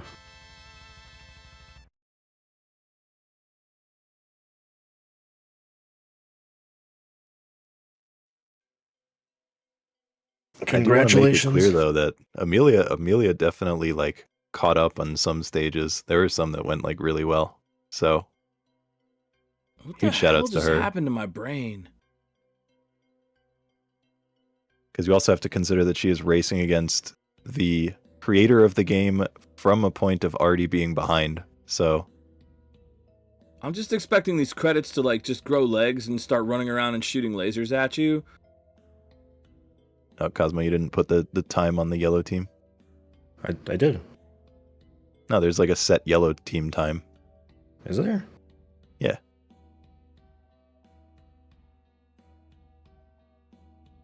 Is there? There's supposed to be No. in the dashboard. No. What? Okay, so in the timer scene, just reselect the relay, and then it should give you the option at the bottom. No. All right, perfect. I don't know what this guy's Hey, Chad, do you know what this guy's talking about? Yeah, Smart Kid and I definitely didn't like work hard to make sure that worked properly.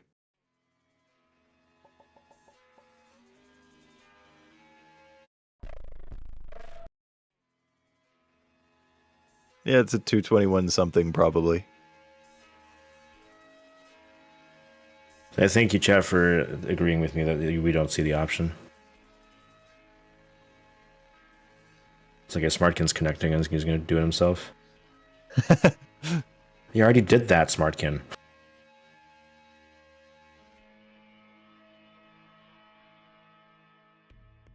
Smartkin's pointing to a button as if it's doing something, as if I didn't already do it. Oh no. Oh.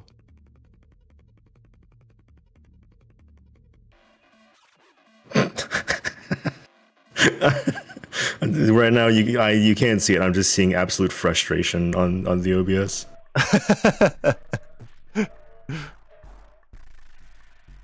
Well, you know, that's okay. So it was being hidden. Hey, he did it. He did it. Let's go. And it actually Actually, really- stored the time. I appreciate watching this attract screen on the left side along with the game on the right because I get to see things I hadn't seen already before. Oh, Yeah. Man.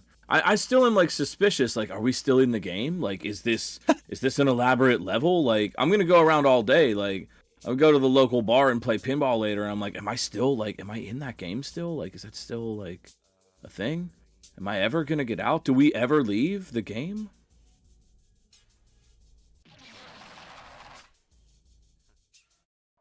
Oh, I guess he's just like playing some of the stages that you didn't get to see. So, Yeah. Thank you.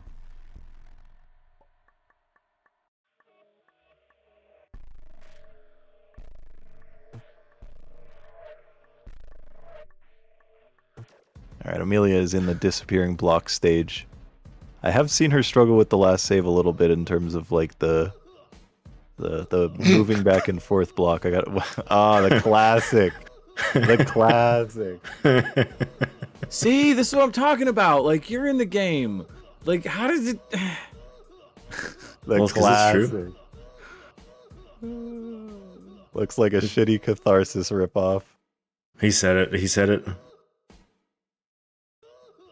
I mean, to be fair, there is also a very high likelihood that I knew it was the same maker. Because calling something a shitty Catharsis ripoff doesn't work that well when I also don't like Catharsis. So I think that was a joke. Nah, completely serious. Do not steal. So yeah, if you look at this hub screen, basically like the bottom half of the screen is what was played.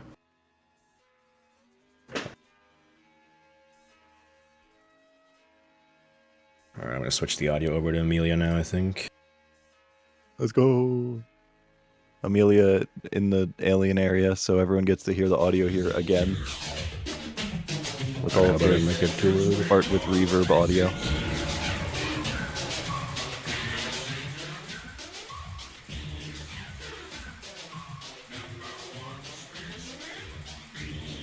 That's a little better.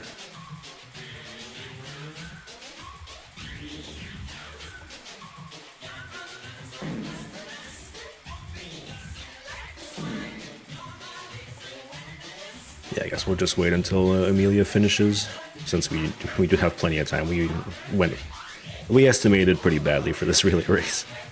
Yeah. We did estimate badly, and then we also had a game drop that would have been like double the length, so Yeah. it's not our best relay race organizational showing, if I'm being honest.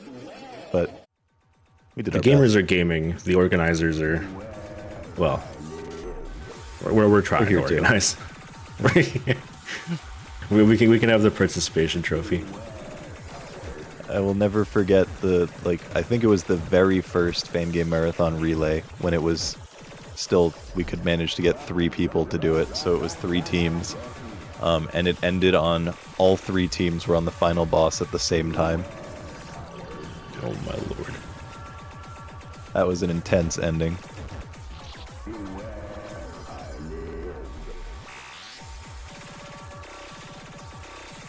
I hunger. Run, run, run. I will. How are you doing, Glitch? I'm just having a super surreal kind of day so far. Yeah, I'm like trying to find something funny to say, but just honestly, this is just so cool. Thank you for having me. I really appreciate the invite. I was excited to do this. I got up early, got a big cup of coffee and my favorite frog mug, and get ready for some fun stuff. So this has just been just a fantastic way to start the day. Thank you for this. I really, really appreciate it. You can joke and say you've done a poor job here, but I think this has been super great to watch. All the runners did really well. All these games are really, really incredible to see. That Mario 64 Beauty, that was amazing. Loved it. And I absolutely love the completely off the wall, nutso bonkers, surreal crap that is going on in this game. I'm just like blown away by this.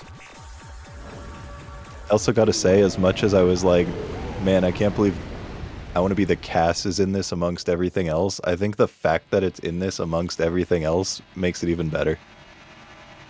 Yeah, it's nice. It was nice to nicely. see that. And then like this is like a relatively chill and simple kind of thing. And then here we could also do this. Like, Yeah, man. it really shows like all walks of life. Yeah. All right, Amelia heading into the final boss. Let's see how much she practiced this. I'd bet. Bro, playing how would be the tribute in the corner. Thank you, Eric.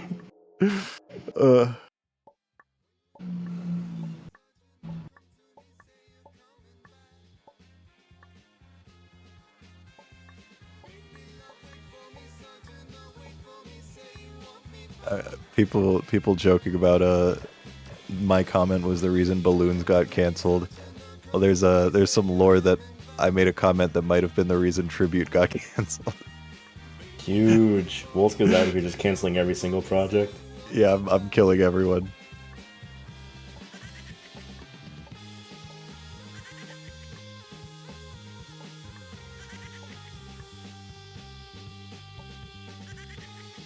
To be honest, you were not wrong. Thank you, Barfy. I'm glad I have someone on my side.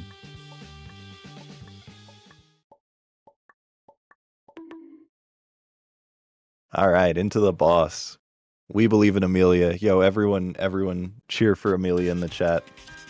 We believe in her. Let's finish it out strong. Let's do this, every pony.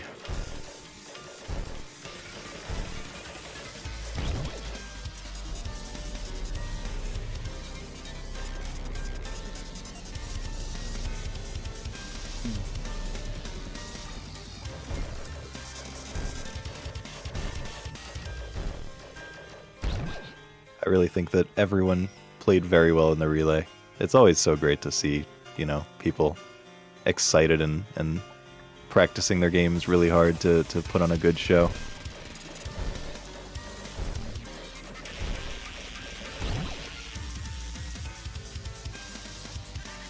Yeah, say as someone that doesn't even.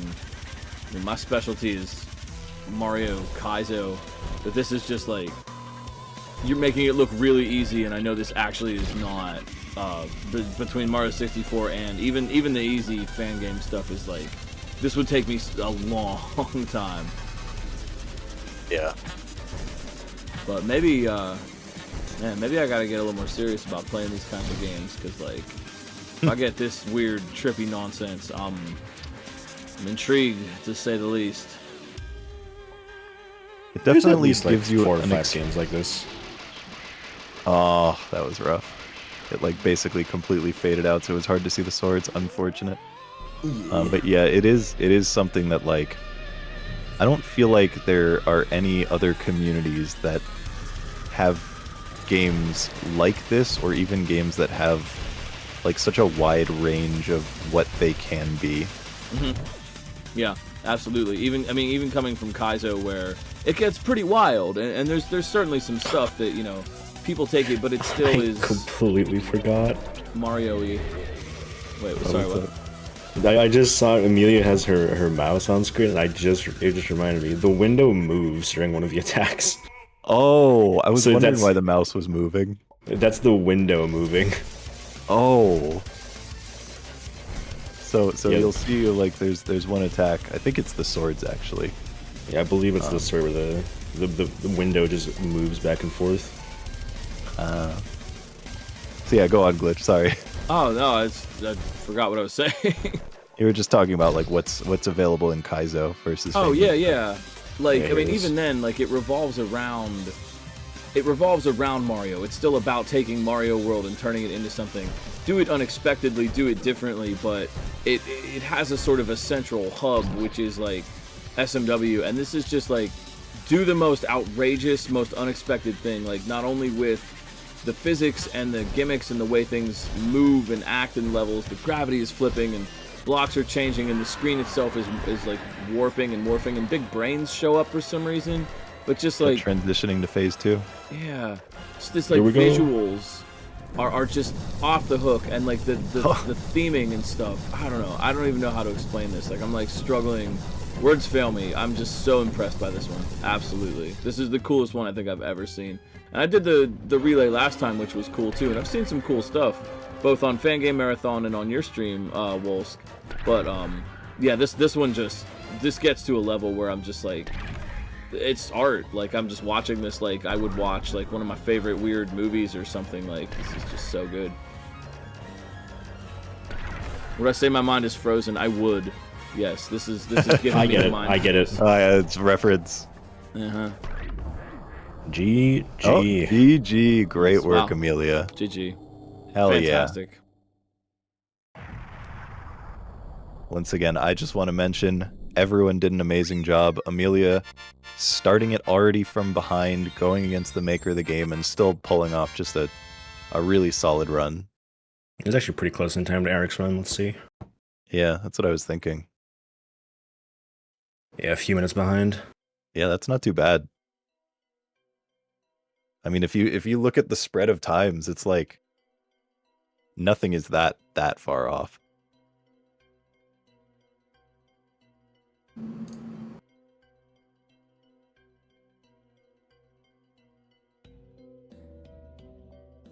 Well, heck yeah, that was so cool.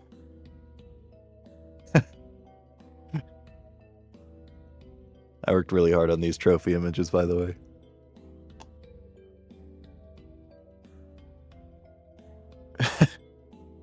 Enjoy that. Sorry. Oh, man. Well, do we want to... I mean, I was going to say, do we want to interview the winners? Because we usually do that, but it looks like 2 of the people are already gone and everyone else is muted. So, usually we do an interview with the winners, but I don't know this time. Oh wait, no, hold on. Barfy just unmuted.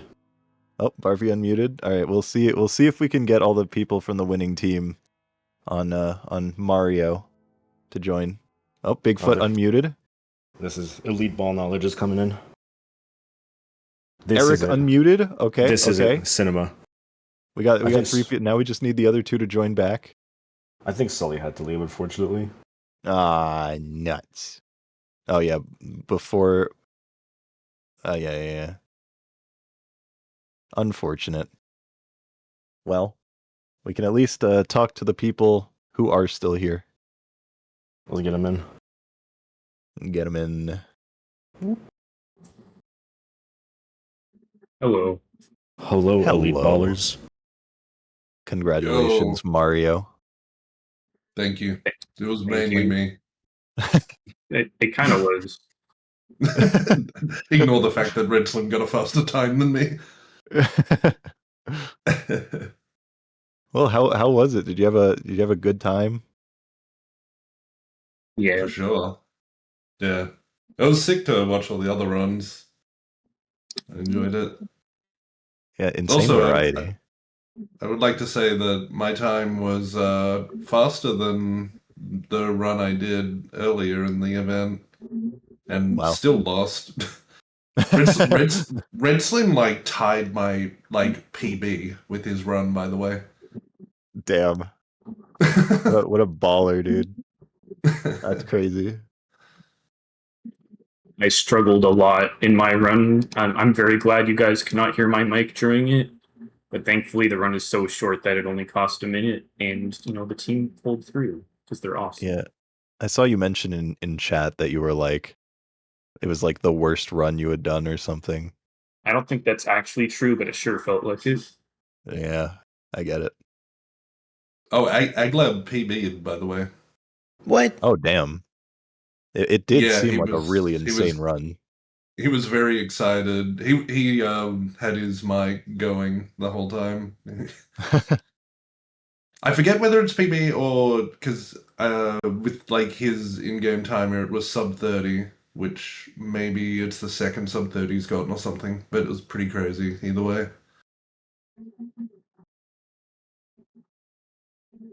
And Eric, how- honestly, oh. so- No, oh, go sorry, for it. just quickly, I probably.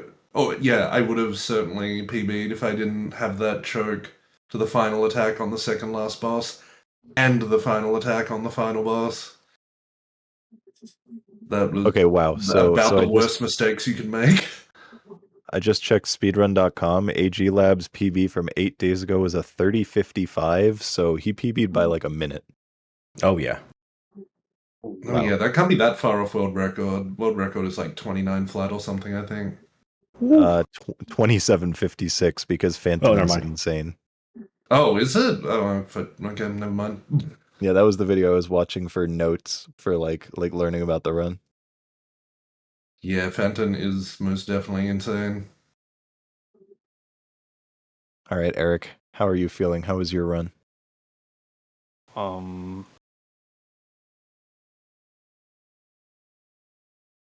I agree. Pretty solid actually. There were some throws, especially at the end, but it is alright. Yeah, it's like I I think, saw you. I think it's worth mentioning. I did not practice with this, so it's fair for Amelia. Oh, hell yeah! She was like constantly practicing, from what I know. Respect to Amelia, legend. As mentioned, up against essentially a behemoth for the relay. Yep. Eric, would you like to explain what you were thinking with that boss? I mean, it's been like 4 years, right? So I'm just gonna blame my younger self.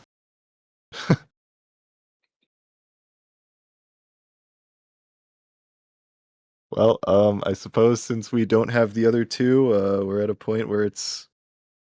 Anyone have any final words? Because otherwise, we'll just figure out what's to happen next. Because I mean, our next run is supposed to happen in half an hour. So That's 20 minutes, actually, now. It's not that bad. We'll probably just go to a Okay. slightly extended break. all right. My final thought is just thank you. I really enjoyed it. Thanks for running these. Just thank you. That was so cool. You're welcome. Thanks for joining. Thanks for having me. Follow all of our various runners and all of our no, I guess mostly that. Follow all the runners. You could see all of their names in the pinned message. You could also see them throughout the race. But they all showed up. They all did great, and we had a great time. So we will, I guess, transition over to the waiting screen as we set up Sonaflecki with Cosmoing. So you get to hear more of his voice coming up soon. Buck brothers. Still me. All right, see you, All right. everyone. Let's get out of here. Peace. Howdy. Yeah.